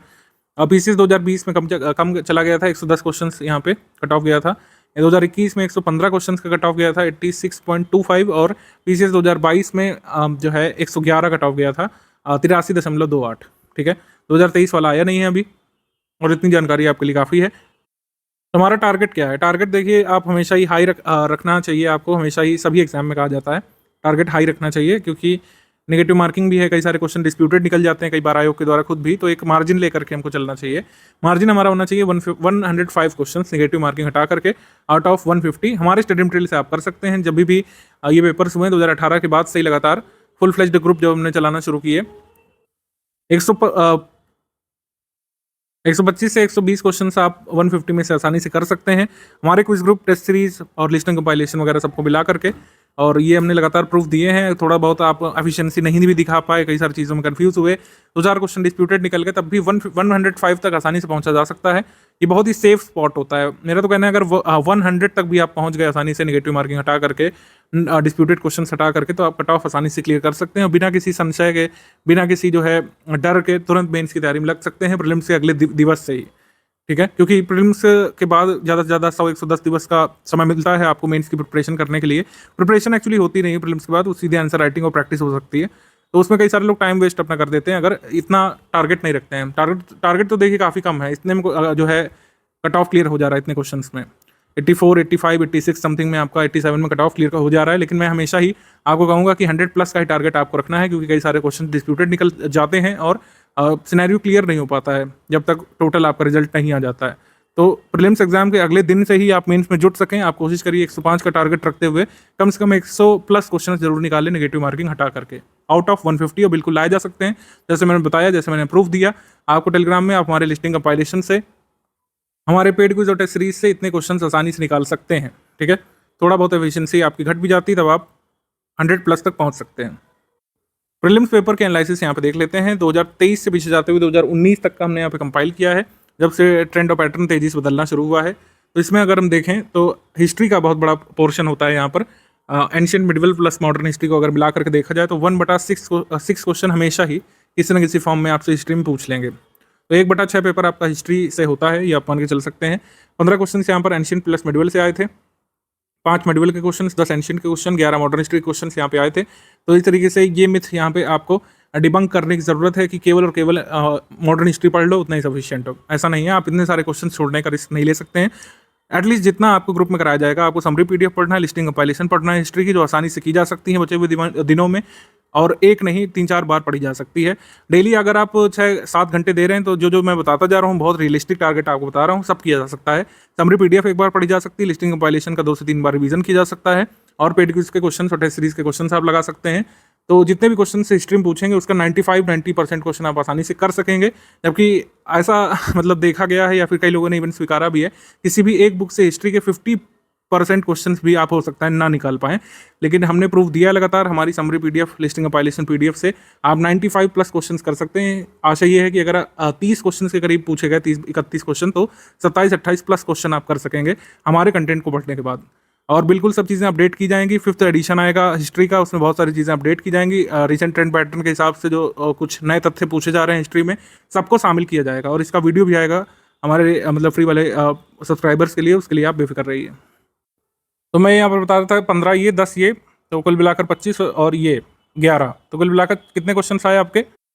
36 क्वेश्चन यहाँ पर हिस्ट्री के आए थे। यहाँ पर 7, 8, 15, और यहाँ पे 24 क्वेश्चन यहाँ पर आए थे टोटल हिस्ट्री से 22 में। यहाँ पे थोड़े से कम क्वेश्चन आए थे 2021 में हिस्ट्री से, 19 क्वेश्चन यहाँ पे आए थे, और यहाँ पे आए थे 20 में 22 क्वेश्चन, यहाँ पर आए थे 21 क्वेश्चन। तो हिस्ट्री का काफ़ी इंपॉर्टेंट वेटेज होता है, जो बहुत ज़्यादा बढ़ सकता है, थोड़ा घट भी जाए तब भी 20-22 क्वेश्चन से कम हिस्ट्री के आते नहीं है कभी। इकोनॉमी में बेसिक इकोनॉमी कम आती है, करंट ज़्यादा आता है। जैसे 11 क्वेश्चन अगर आए तो 7 करंट अफेयर से लिंक होकर के आए थे, 4 यहाँ पे क्वेश्चन आए थे बेसिक इकोनॉमी के। मोस्टली करंट अफेयर के क्वेश्चन थे 2021 में, 2 या 3 क्वेश्चन खाली बेसिक इकोनॉमी के थे। 10 क्वेश्चन यहाँ पे इकोनॉमी से आए, इसमें भी करंट अफेयर के क्वेश्चन शामिल थे 2019 में भी, ठीक है। तो करंट अफेयर के ज़्यादातर क्वेश्चन इकोनॉमी से एसोसिएटेड होते हैं, इकोनॉमिक ज़्यादातर क्वेश्चन माफ कीजिएगा करंट अफेयर से एसोसिएटेड होते हैं। जनरल साइंस यहाँ पर 19 सवाल, 22 सवाल, 24 सवाल, 11, 22 इस तरीके से पॉलिटी के 22 सवाल, 16 सवाल, 26 सवाल, 20-20 सवाल पिछले वर्षों में। इंडियन ज्योग्राफी, वर्ल्ड ज्योग्राफी के इधर 21 सवाल आए, 22 में 18 सवाल, 2021 वाले पेपर में प्रीलिम्स में 16 सवाल, इधर 16 सवाल और इधर 18 सवाल, इस तरीके से आए। एनवायरमेंट इकोलॉजी से 6 प्रश्न आए, इधर 8 प्रश्न आए, इधर 4, इधर 13 और इधर 12। यूपी जी के यूपी करंट से तो 6 यहाँ पे सवाल आए थे, यूपी जी के यूपी करंट से यहाँ पे 8 आए थे, यहाँ पे 8, यहाँ पे 8 और यहाँ पे 1। ठीक है, तो अभी भी 5% ज़्यादा यूपी का वेटेज नहीं, लेकिन आप पूरा कर सकते हैं, आप इसमें कैपिटलाइज करिए, क्यों इसको छोड़ें। यूपी जी के यूपी करंट जितना आपको दिया जाएगा उसमें आप सारे के सारे लगभग सवाल कर सकते हैं। ये जो 6 सवाल आए थे इस साल वाले, सारे के सारे यूपी के आप कर सकते थे, यूपी करंट अफेयर के, यूपी जीके के सारे सवाल कर सकते थे। करंट अफेयर के 29 प्रश्न यहाँ पर, अब देखिए 29 ही वाले मैं यहाँ पे काउंट कर रहा हूँ, लेकिन अगर इकोनॉमी वाले करंट अफेयर काउंट कर लें यहाँ से तो 7 यहाँ से हो गए, तो कुल मिलाकर कितने 36 प्रश्न हो गए। यहाँ पे 30 है, अगर हम यहाँ पे काउंट कर लें 2-3 सवाल यहाँ पे करंट के थे और इधर भी यूपी करंट यहाँ पे 2 सवाल पूछे गए, तो यहाँ पर भी 35-36 सवाल। करंट अफेयर का काफ़ी इंपॉर्टेंट वेटेज है। इवन साइंस में भी जो क्वेश्चंस आते हैं जनरल साइंस में, वो कई सारे करंट अफेयर से लिंक होकर के होते हैं। जैसे कोविड के बाद पूछा गया था कि जैसे हाइड्रोक्सीक्लोरोक्विन जो है जो चर्चा में था, तो उसमें क्या कंस्टिट्यूएंट होता है, तो वो भी करंट अफेयर से लिंक होकर के हम मान सकते हैं। करंट अफेयर का वेटेज होता है, करंट अफेयर का जैसे मैंने बताया सब कुछ अगर काउंट करें हर जगह से, तो 40% वेटेज आपका प्रीलिम्स में और मेंस के पेपर्स में भी करंट अफेयर का ही होता है।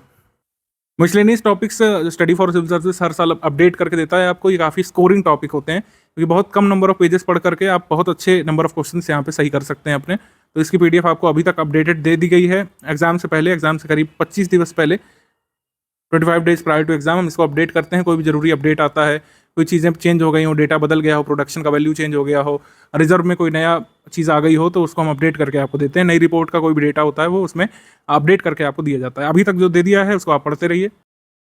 इन सभी पीडीएफ्स को उसी ऑर्डर में पढ़ करके जैसा स्ट्रैटेजी वीडियो में बताया गया है, आप प्रीलिम्स का अपना कट ऑफ क्लियर कर सकते हैं आसानी से। समरी पीडीएफ प्रीलिम्स की बेसिक अंडरस्टैंडिंग बनाने के लिए, कंपाइलेशन लिस्टिंग पीडीएफ टोटल जो आपको पढ़ना है प्रीलिम्स तक, 2024 वालों को 5th वर्जन जो मिलना है अपडेटेड, सारा कुछ कंपाइल करके एक साथ, ये आपको जो डेट्स ऊपर बताई गई थी उसमें मिलती जाएंगी। टेस्ट सीरीज आपके शेड्यूल के हिसाब से होगी, टेस्ट सीरीज का शेड्यूल मैं अभी आपको दिखाने वाला हूँ। करंट अफेयर पीडीएफ के बारे में ऑलरेडी क्लियर कर दिया है। प्री स्पेशल वाली आपकी प्रीलिम स्पेशल है, उसको आप पढ़ते रहिए। प्री स्पेशल पीडीएफ के अलावा एकदम जो एग्जाम नज़दीक होता है, 3-4 वीक बचे होते हैं, तो उससे पहले हम करंट अफेयर का रिवीजन कराते हैं, उसकी पीडीएफ भी आपको दी जाएगी। लेकिन उससे पहले प्री स्पेशल वाली पीडीएफ कम से कम एक बार आपकी पढ़ी हुई होनी चाहिए, देन आपकी बहुत अच्छी तैयारी हो जाएगी करंट अफेयर की। आप बहुत अच्छा स्कोर कर सकते हैं करंट अफेयर वाले पोर्शन में प्रीलिम्स में। मिसलेनियस टॉपिक की पीडीएफ हमने अभी अपडेट करके दे दी है। मैंने बताया कि एग्जाम से करीब 20 दिवस पहले, यानी 3 से 4 वीक पहले आपको मिल जाती है। 20 डेज पहले जनरली हम लोग अपडेटेड रिवाइज इसमें जो भी होता है वो अपडेट कर देते हैं। बहुत कम चीज़ें चेंज होती हैं, जैसे मान लीजिए कई सारे फैक्ट हैं प्रोडक्शन के, रिजर्व के, तो कुछ चीज़ें बदल जाती है नया रिपोर्ट आने पर। तो जो भी नई रिपोर्ट आएगी उसके हिसाब से अपडेट किया जाएगा, लेकिन अभी आपको इसको पढ़ते रहना है।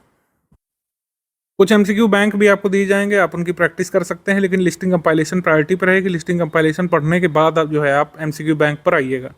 एससीएस प्रैक्टिस रिसोर्सेज यानी कि टेस्ट सीरीज जो होगी आपके शेड्यूल के हिसाब से, एमसीक्यू बैंक जो दिए गए हैं स्टैंडर्ड बुक के, और पीवाईक्यू कंपाइलेशन पेड क्विज, इसमें भी आप जो है ये समझ लीजिए प्रायोरिटी क्या रहेगी। प्रायोरिटी रहेगी सबसे पहले पेड क्विज प्रायोरिटी है, देन आपकी टेस्ट सीरीज प्रायोरिटी है, फिर आपका पीवाईक्यू कंपाइलेशन प्रायोरिटी है, और फिर आपकी क्वेश्चन बैंक प्रायोरिटी है जो दी है। तो इस प्रायोरिटी के हिसाब से करना है। प्रायोरिटी सेट करना इसलिए ज़रूरी है कि किसी भी समय आपको लगता है कि बहुत ही कम समय है, तो एटलीस्ट आप इसी प्रायोरिटी के हिसाब से चलें। सबसे पहले पेड क्विज के सारे क्वेश्चन सॉल्व करें, फिर टेस्ट सीरीज के सॉल्व करें, फिर पीवाईक्यू कंपाइलेशन के, और उसके बाद आपको समय बचता है तो आप एससीएस के क्वेश्चन बैंक्स को सॉल्व करें। तो प्रायोरिटी मैंने अभी से बता दिया आपको, ठीक है।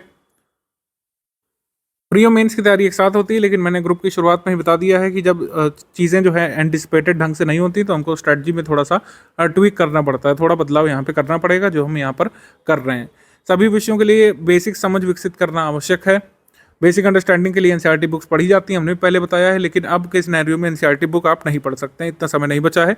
1 मंथ से ज़्यादा आप बेसिक अंडरस्टैंडिंग प्री मेंस की डेवलप करने के लिए नहीं दे सकते हैं। शुरुआत का जो 1 माह है जो मैंने बताया, उसमें ही आप जो है बेसिक अंडरस्टैंडिंग अपने क्लियर करिए। 1 दिसंबर जहाँ से शुरू हो जाता है वहाँ से आपकी तैयारी यहाँ पर शुरू हो जानी चाहिए, टोटल प्रीलिम्स ओरिएंटेड। और उसके बाद अगर मान लीजिए पता चलता है कि एग्जाम डेट आगे बढ़ेगी या फिर बाद में एग्जाम होगा, तो उसके हिसाब से स्ट्रैटेजी आपको ग्रुप में अपडेट कर दी जाएगी। तो टॉपिक्स प्री और मेंस दोनों में आते हैं। जैसे आधुनिक भारत का इतिहास है, ये आपका प्रीलिम्स में भी है, मेंस में भी है। एंशिएंट और मेडिवल हिस्ट्री जो है ये केवल प्रीलिम्स में है, एंशिएंट मेडुअल का जो कल्चर वाला पार्ट है और लिटरेचर वाला पार्ट है वो GS1 में है। ठीक, और पॉलिटी राजव्यवस्था के लिए लक्ष्मीकांत आपकी किताब ये पूरा प्री भी आपका कवर कर देती है और GS2 के भी मेजर पॉइंट कवर कर देती है। इसकी रीडिंग जरूरी है, लेकिन अब मैंने कहा कि जैसे आपके पास समय कम है तो 1 मंथ में जितने आप चैप्टर पढ़ पाएं लक्ष्मीकांत के उतने पढ़ लीजिए। 80 हैं, 80 आप नहीं पढ़ पाएंगे, 10 भी पढ़ पाते हैं, 15 पढ़ पाते हैं, 20 पढ़ पाते हैं, उतना पढ़ लीजिए। फिर प्रीलिम्स के लिए लिस्टिंग कंपाइलेशन आपको मिल जाएगी, वो पढ़ लीजिए। प्रीलिम्स के बाद आप अगर हमारा मेंस का ग्रुप ज्वाइन करते हैं तो टॉपिक वाइज नोट्स आपके GS2 के कंपाइल करके उसमें मिल जाते हैं, आप उससे प्रिपरेशन कर सकते हैं। लक्ष्मीकांत की किताब में 1 मंथ में जितना हो पाए उतना आप कंप्लीट करिए। आर्ट कल्चर के लिए हमने प्रीलिम्स ओरिएंटेड PDF ग्रुप में दे दी है, अभी के लिए उतना ही पढ़िए। आर्ट कल्चर के लिए अभी आप नहीं तैयार करिए मेंस का भी। भूगोल आपका प्री और GS पेपर 1 में काम आता है। GS पेपर 1 में भूगोल के कुछ टॉपिक्स हैं, वो हमने मेंस वाले ग्रुप में जो नोट्स दिए हैं उसमें भी अपडेट किए हैं। एनवायरनमेंट में प्री में आता है एनवायरनमेंट से, लेकिन एनवायरनमेंट में जो बेसिक है वो नहीं आता है। GS3 मेंस में एनवायरनमेंट से करंट अफेयर पूछे जाते हैं। तो एनवायरनमेंट के करंट अफेयर कहाँ पे कवर होंगे? डेली करंट अफेयर में। तो ये कुछ सिग्निफिकेंस होता है डेली करंट का कि डेली करंट अफेयर में जो एनवायरनमेंट के करंट अफेयर वो भी क्लियर हो जाते हैं। कई बार जो साइंस टेक के करंट अफेयर होते हैं वो भी कवर हो जाते हैं। तो इस तरीके से मल्टीपल फोल्ड बेनिफिट आपको देता है हमारा daily current affair. Science pre GS3 mains, pre का मतलब है कि प्रीलिम्स में आती है साइंस और GS3 मेंस में आती है साइंस एंड टेक, वो भी करंट अफेयर से लिंक हो करके। तो इस तरीके से ये होता है। करंट अफेयर केवल स्टडी फॉर सिविल सर्विस का ही पढ़ना है, मैं एक बार नहीं बताऊंगा, 100 बार बता चुका हूँ, फिर से बता दे रहा हूँ। करंट अफेयर सिर्फ और सिर्फ स्टडी फॉर सिविल सर्विस का पढ़ना है, और कहीं से आप पढ़ रहे हैं तो आप अपना ही नुकसान कर रहे हैं। ठीक, इससे ज़्यादा नहीं कुछ कहूँगा। उसके बाद daily current affair PDF basic understanding के लिए सिलेबस के, वो हमने बता दिया। टॉप 500-600 क्वेश्चन जो आते हैं वो प्रैक्टिस के लिए है, वो नॉन कंपलसरी है। बुनियादी बुक्स की रीडिंग अब नहीं हो सकती है क्योंकि ये फिलहाल परीक्षा कराए जाने के आसार हैं, और जो आसार हैं उसके हिसाब से हम काम करेंगे। मान लीजिए आसार छंट जाते हैं, आसार के बादल, कि अब एंटिसिपेटेड टाइम जो होता है हर साल, जो एक टेम्पलेट है UPPCS का मई जून में पेपर होने का, अगर उसी में होता है तो हम जो है स्ट्रैटेजी में बदलाव करेंगे, उसके बारे में आपको पेड ग्रुप में बता दिया जाएगा। लेकिन अभी के लिए जो है हमको प्रीलिम्स ओरिएंटेड तैयारी करनी है 1 दिसंबर से शुरू करके। 1 दिसंबर से टोटल आपकी तैयारी इसके बाद से प्रीलिम्स ओरिएंटेड रहेगी। प्रीलिम्स में 140 प्लस कैसे लाने इसके लिए सब बता दिया जाएगा। 200 में से 140 प्लस कैसे लाने इसके लिए सब बता दिया जाएगा। अभी के लिए ये वाला पोर्शन आप छोड़ सकते हैं, ठीक है। ये सब जो है आगे गाइड किया जाएगा जब एग्जाम में जैसे जैसे 60 दिवस नज़दीक होते हैं तो लास्ट 60 डेज स्ट्रैटेजी दी जाएगी, लास्ट 100 डेज स्ट्रैटेजी दी जाएगी ग्रुप में, और लास्ट 30 डेज, लास्ट 15 डेज, ऐसे करके स्ट्रैटेजी ग्रुप में ज्ञान सर खुद देते हैं, ठीक है। स्टडी फॉर सिविल सर्विसेज के कंटेंट पर भरोसा रखिए। जो लोग भरोसा करते हुए आए हैं वो बन चुके हैं PCS ऑफिसर में, अपनी मनचाही पोस्ट ले चुके हैं। कुछ लोग मनचाही नहीं ले पाए तो कहीं ना कहीं सिलेक्ट हुए हैं और मनचाही पोस्ट के लिए प्रयास कर रहे हैं। सिलेक्ट होना है तो स्टडी फॉर सिविल सर्विसेज को आपको फॉलो करना पड़ेगा। जितनी जल्दी आप ये बात स्वीकार कर लें उतना ही सिलेक्शन के नज़दीक पहुँचते जाएंगे। जो सब बातें डिस्क्लेमर नहीं है, ये एकदम रियलिटी है कि जो भी दिया गया है वो आपको तैयार करना पड़ेगा। स्ट्रैटेजी हमेशा ही कोई बना सकता है, मैंने बना दी, कल कोई और व्यक्ति बना सकता है मुझसे बेहतर, लेकिन एग्जीक्यूशन पर डिपेंड करेगा कि कोई पर्सन, कोई कैंडिडेट कितना सीरियसली और कितना रिलीजियसली उसको एग्जीक्यूट करने का काम करता है। जो भी स्ट्रैटेजी यहाँ पे बताई है, अगर आप इसका 90% भी फॉलो कर लेते हैं तो निश्चित तौर पर आप कट ऑफ क्लियर कर ले जाएंगे अभी भी। अब सब्जेक्ट वाइज समझिए कैसे क्या है। शुरुआत में 1 माह यानी कि नवंबर के अंत तक सिर्फ SCS की समरी आप पढ़िए, कंप्लीट कर लीजिए इसको, और कंप्लीट की जा सकती है डेली करंट अफेयर पढ़ने के साथ, मेंस का कंटेंट पढ़ने के साथ आप एंशिएंट, मेडिवल, मॉडर्न की समरी कंप्लीट कर सकते हैं। बहुत ज़्यादा पेजेस इसमें नहीं है, ठीक। उसके बाद क्या करना है, कंपाइलेशन लिस्टिंग आपकी अपलोड हो जाएगी, उसको पढ़िएगा सिर्फ। तो इसमें क्या फॉर्मूला लगेगा, SCL, ठीक है। यहाँ पे छोटा छोटा मैंने इंडिकेट कर दिया। SCL का मतलब है S फॉर समरी, समरी पढ़ना है 1 मंथ तक, फिर कंपाइलेशन लिस्टिंग आपकी पढ़ना है एग्जाम तक, तो ये SCL फॉर्मूला हो गया। फिर इसके बाद आपका है ज्योग्राफी। ज्योग्राफी में 1 माह तक यानी नवंबर तक SCS की ज्योग्राफी समरी कंप्लीट कर लीजिए।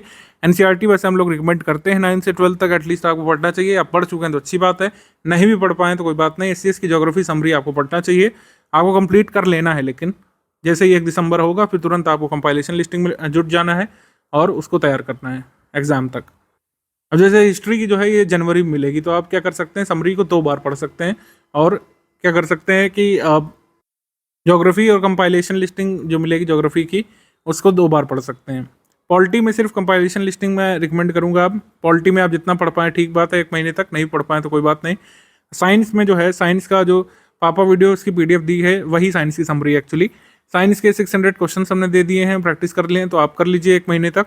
पूरा ये टारगेट आपको समरी का और क्वेश्चंस लगाने का 1 दिसंबर में फॉलो करना है। इसके बाद साइंस की पीडीएफ आ चुकी होगी, तब तक फिर आपको सिर्फ कंपाइलेशन लिस्टिंग से प्रीलिम्स का रिवाइज करना है, ठीक है। और पेड क्विज में और टेस्ट सीरीज में जो क्वेश्चंस दी जाएंगे साइंस के उसको सॉल्व करना है। तो इतिहास को इसी से वजह से बाद में रखा गया है, इतिहास की कंपाइलेशन लिस्टिंग थोड़ा लास्ट में आने वाली है, तो तब तक आप क्या कर सकते हैं, समरी पीडीएफ को 2 बार रिवाइज कर सकते हैं, क्योंकि सारी समरीज में हिस्ट्री की समरी थोड़ा सा बड़ी है। इन्वायरमेंट में एससीएस की समरी पढ़ने के लिए लिखा गया है, 400 क्वेश्चंस दिए गए हैं, लेकिन मैं रिकमेंड करूंगा कि अगर टाइम की शॉर्टेज है तो आप यहाँ पर समरी स्किप कर सकते हैं, आप सिर्फ कंपाइलेशन लिस्टिंग पर पूरा रिलाई कर सकते हैं प्रीलिम्स परीक्षा के लिए, ठीक है। प्रीलिम्स परीक्षा के लिए कंपाइलेशन पीडीएफ आप पढ़ते रहिए, इन्वायरमेंट की इसी से हो जाएगा। अगर आपके पास समय बचता है तो मतलब 1 माह में आप कर सकते हैं, तो समरी पीडीएफ भी पढ़ लीजिए यहाँ पे, ठीक। तो एससीएल फॉर्मूला इसमें भी लगेगा और स्पेसिफिकली सीएल जरूर करना है प्रीलिम्स ओरिएंटेड। अर्थव्यवस्था में यानी इकोनॉमी में क्या होता है, कोई लिस्टिंग नहीं दी जाती, इसमें ज़्यादातर महत्व रहता है यूनियन बजट का, यूपी बजट का, इकोनॉमिक सर्वे का, और सरकार जब अपने डॉक्यूमेंट निकालेगी एग्जाम से पहले तो हम इसको अपडेट करके इसकी समरी आपको ग्रुप में प्रोवाइड कराएंगे। अभी के लिए क्या दिया हमने, 9th 10th 11th 12th की मैक्रो इकोनॉमिक्स की समरी दे दी है, इसको आप पढ़ लीजिए 1 दिसंबर तक। और इकोनॉमी की बेसिक कॉन्सेप्ट की कंपाइलेशन पीडीएफ हमने दे दी है, इसके जो बेसिक कॉन्सेप्ट है, डेफिनेशन है, उसको एक बार तैयार कर लीजिए। प्रैक्टिस के लिए टॉप 200 इकोनॉमिक क्वेश्चंस दिए हैं, अगर टाइम परमिट करता है तो आप इसको लगा लीजिए, अन्यथा आप अभी के लिए छोड़ सकते हैं इसको, ठीक है। तो अर्थव्यवस्था में सिर्फ इतना करना है। अर्थव्यवस्था में 2 पीडीएफ हो गई, एक ही समरी हो गई इसकी और एक बेसिक कॉन्सेप्ट की पीडीएफ हो गई। इतना पढ़ के रखिए, और काफ़ी समय है क्योंकि जब फेब मंथ में 2024 में यूपी बजट, इकोनॉमिक सर्वे, इन सब की पीडीएफ आएगी, तब जो है आपको इसकी समरी मिल पाएगी। करंट अफेयर में जैसा बताया आपको, जो प्री स्पेशल मंथली दिया जाता रहेगा उसको आप करते रहिए। कब से कब तक का करना है, तो मैं आपसे कहूँगा कि आप वहीं से करिए जिस मंथ से आपको ग्रुप में दिया हुआ है, ठीक है। ग्रुप में जिस मंथ से प्री स्पेशल करंट अफेयर दिया हुआ है वो आप पढ़ना शुरू कर दीजिए।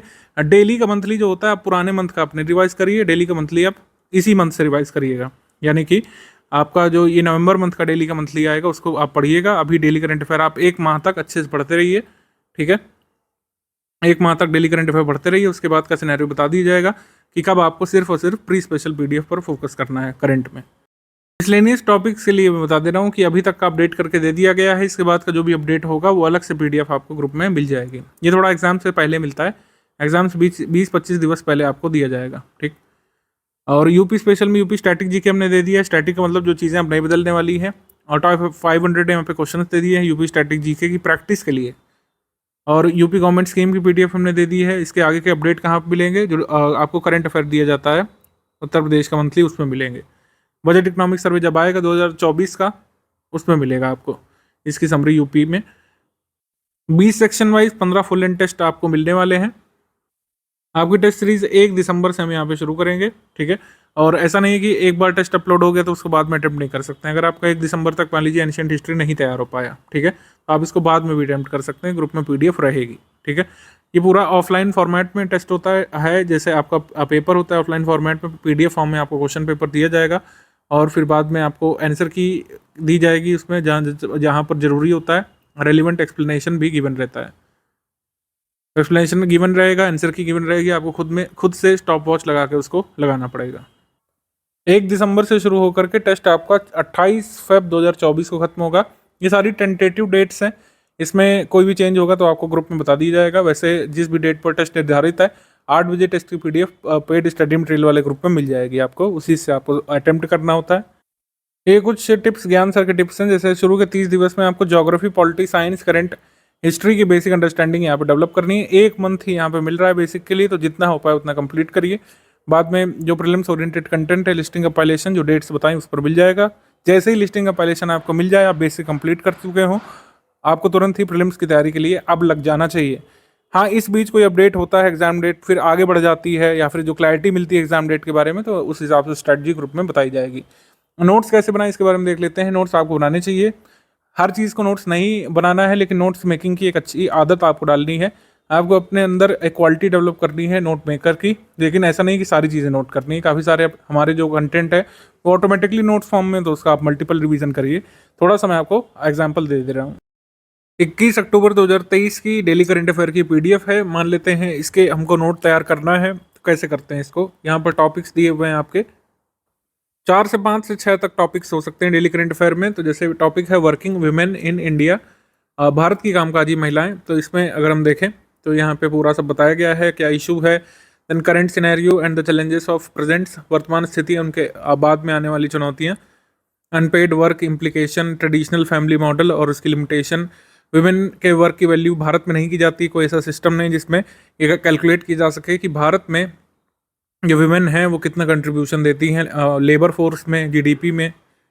वुमेन का जो लेबर है यानी वुमेन जो कामकाज करती हैं घर में, उसको वैल्यू देने की क्यों ज़रूरत है, और लो इनकम फैमिलीज़ में क्या होता है, चाइल्ड केयर सर्विसेज का क्या रोल है, क्या गवर्नमेंट कोई ऐसी चाइल्ड केयर सर्विसेज या फिर वुमेन को कोई सपोर्ट दे रही है जिससे वुमेन लेबर फोर्स में शामिल हो सकें, तो इसमें दिया हुआ है।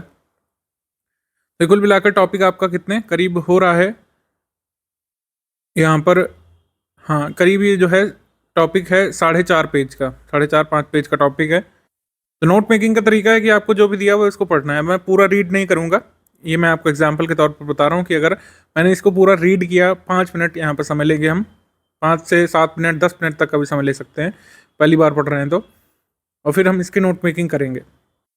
तो वर्किंग वुमेन इन इंडिया की जो ये आपकी पूरी आई थी रिपोर्ट कह लें या फिर कैसे न्यूज़ आई थी, उससे संबंध में क्या क्या चीज़ें इस तरीके से बहुत छोटा छोटा इसको नोट करना चाहिए। नोट मेकिंग हमेशा रेलिवेंट तब रहेगी जब वो शॉर्ट रहेगी।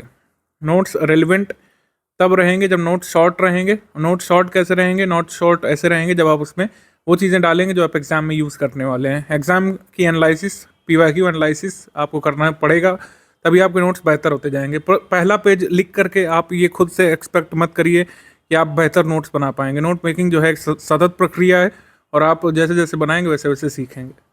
प्रीलिम्स के लिए नोट मेकिंग की ज़्यादा ज़रूरत है भी नहीं, वैसे भी ये मैं मेंस के पॉइंट ऑफ व्यू से बता रहा हूँ। प्री मेंस का चूँकि कंबाइंड तैयारी के लिए आपको थोड़ा नोट मेकिंग पेडागॉजी पता होना चाहिए। जैसे कोई भी न्यूज़ है आप उसमें सबसे पहले किनारे ये लिख सकते हैं। ये अलग अलग आर्टिकल पर अलग अलग न्यूज़ पर डिपेंड करेगा किस तरीके के नोट्स बन रहे हैं। जैसे ये जो आर्टिकल है या फिर ये जो इन्फॉर्मेशन है ये हमारी ज़्यादातर किससे कनेक्ट हो रही है, ज़्यादातर मेंस से कनेक्ट हो रही है। यहाँ पर मैंने लिख भी दिया, मोस्टली कनेक्टेड विद मेंस, ठीक है। तो मेंस के संबंध में यहाँ पे हमको लिखना है। तो क्या इशू है, women's contribution in GDP is not counted, तो ये सच बात है, ठीक है, ये पता होना चाहिए आपको। जीडीपी में वुमेन का कंट्रीब्यूशन काउंट नहीं किया जा रहा है। भारत में एक इंटरनेशनल स्टैंडर्ड इस तरीके का अपनाए जाने की ज़रूरत है जिससे वुमेन का कंट्रीब्यूशन जो है उसको अकाउंट किया जा सके। और इसको ग्लोबलाइजेशन से आप लिंक कर सकते हैं कि ग्लोबलाइजेशन में जैसे अलग अलग देशों की महिलाएं पुरुषों के साथ कंधे से कंधा मिला करके विभिन्न जो सेक्टर्स हैं उसमें अपना योगदान दे रही हैं। अगर हम डेवलपिंग कंट्रीज़ का भी एग्जांपल ले लें, अंडर डेवलप्ड कंट्री का, तो बांग्लादेश में भी टेक्सटाइल सेक्टर में महिलाएं आगे आकर के पुरुषों के साथ काम कर रही हैं। आप गवर्नमेंट इनिशिएटिव पर हमेशा फोकस करेंगे, चाहे मेंस से संबंधित आर्टिकल हो या फिर प्रीलिम्स से संबंधित फैक्ट्स हो उसमें। अब देखिए हमने इसको समराइज़ किया कि women's unpaid work accounts to around 7.5% of GDP, इसलिए मैंने लिखा क्योंकि ये आंकड़ा जरूर आपको पता होना चाहिए। सब कुछ नहीं लिखा, ये वाला लिखा, ठीक है। इसके अलावा हमने यहाँ पर गवर्नमेंट इंटरवेंशन को मेंशन किया कि ICDS scheme, integrated child development scheme 1975 में जो आई थी उसी का पार्ट है आंगनवाड़ी, ठीक है, जिसमें चाइल्ड केयर सर्विसेज प्रोवाइड की जाती हैं। थोड़ा सा मतलब सपोर्ट यहाँ पर वर्किंग वुमेन को इससे मिल सकता है। इसके बाद नेशनल क्रश स्कीम आई थी। National crush scheme crush service provide कराती है, डे केयर सर्विसेज यहाँ पे छोटे बच्चों को। 1 जनवरी 2017 से आई थी। काफ़ी सारे क्रश खोले भी जा चुके हैं अलग अलग शहरों में। उसके बाद वे फॉरवर्ड में लिख देते हैं कि वुमेन्स का कंट्रीब्यूशन वर्क फोर्स में और जीडीपी में कैसे बढ़ा सकते हैं, उसके लिए क्या इनिशिएटिव लेने चाहिए। स्किल डेवलपमेंट करना चाहिए, एंटरप्रेन्योरशिप को बढ़ावा देना चाहिए।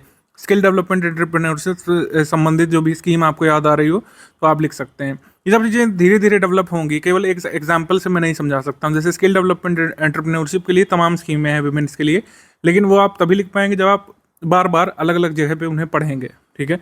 फ्लेक्सिबल वर्क अरेंजमेंट यहाँ पे अरेंज कराना चाहिए, इसकी व्यवस्था सरकार को देखनी चाहिए। सेफ्टी मेजर्स की ज़रूरत है, यहाँ पर सेफ्टी इनिशिएटिव्स की ज़रूरत है। तुरंत आप मिशन शक्ति मेंशन कर सकते हैं अगर आपने यूपी करंट पढ़ा है तो, ठीक है। इसके अलावा लेजिस्लेटिव मेजर्स की ज़रूरत है। एग्जाम्पल यहाँ पे दे सकते हैं, पॉश एक्ट 2013 जो है, इसकी खामियों को दूर किया जा सकता है।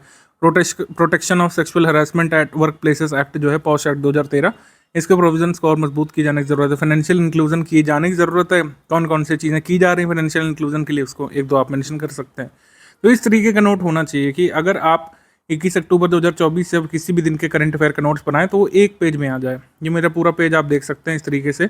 एक पेज के छोटे से हिस्से में मैंने 5-5.5 पेज को कवर करने वाला आर्टिकल नोट कर लिया है। अच्छा, अब आप कनेक्ट करना डॉट्स तब सीखेंगे जब थोड़ा थोड़ा पढ़ाई में आगे बढ़ेंगे, पीवाईक्यू वगैरह देख चुके होंगे, तुरंत आप दिमाग में ले आएंगे कि 2019 में जो एक पेपर हुआ था, 2019 में तो यूपीपीसीएस का प्रीलिम्स पेपर हुआ था दिसंबर में शायद, उसमें सवाल पूछा गया था जो इस आर्टिकल से एसोसिएट करता है।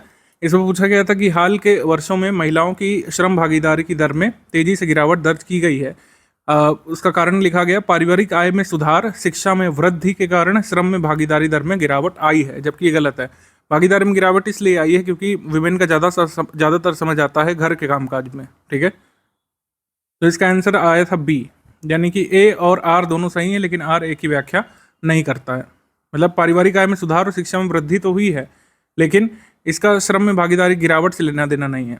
महिलाएं शिक्षित हुई हैं, लेकिन अभी भी उनका काफ़ी सारा समय डोमेस्टिक हाउस होल्ड वर्क में जा रहा है, जिसको अकाउंट तक नहीं किया जाता भारत की जीडीपी में।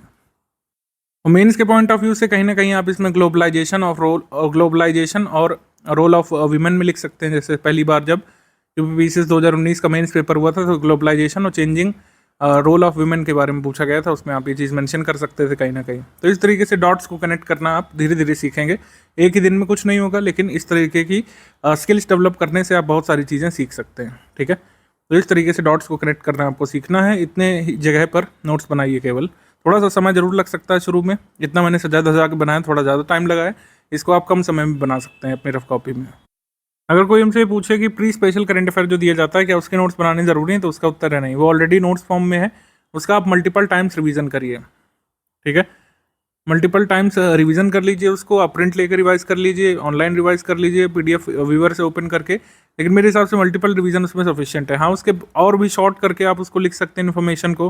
मान लीजिए एग्रीमेंट आप पढ़ रहे हैं, उसको और शॉर्ट में करके थोड़ा सा डायग्राम टाइप बना करके अगर उसको लिख सकते हैं, रे डायग्राम टाइप बना करके, ब्लॉक डायग्राम बना करके, तो ऐसा कुछ क्रिएटिविटी करके लिख सकते हैं तो लिखिए। अदरवाइज ये सब स्किल आपकी अभी नहीं उतनी डेवलप हुई है, तो आप मल्टीपल टाइम्स रिवीजन पर फोकस कर सकते हैं। डेली टेंटेटिव स्टडी प्लान के बारे में बात कर लेते हैं हम लोग। इसमें डेली 6 से 7 घंटे आपको निकालने पड़ेंगे।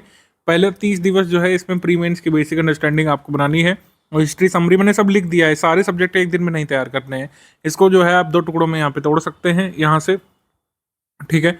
आप इसमें देख सकते हैं कि डेली 2-2, 3-3 सब्जेक्ट आप तैयार करते रहिए। मेंस का अगर आपने ग्रुप ज्वाइन किया है तो मेंस के जो GS 1 से लेकर 6 तक के नोट्स हैं उसमें एक एक पॉइंट के नोट्स आपको पढ़ना शुरू करना है। तो history, geography, daily current affair आप एक दिन ले सकते हैं। इसमें आप अगर प्री मेंस दोनों वाले ग्रुप में तो 4 घंटे करीब आपको प्रीलिम्स के लिए देने हैं, बाकी 3 घंटे मेंस के लिए।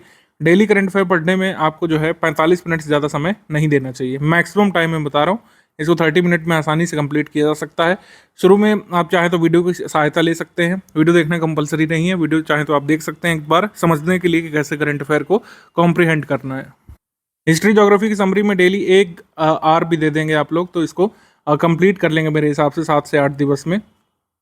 हिस्ट्री में थोड़ा ज़्यादा टाइम लग सकता है, एंशिएंट मेडिवल मॉडर्न की 3 PDF हैं, तो आप मान लीजिए 15 डेज में इसको आसानी से फिनिश कर लेंगे। फिर आप इसका रिवीजन करते रहिए।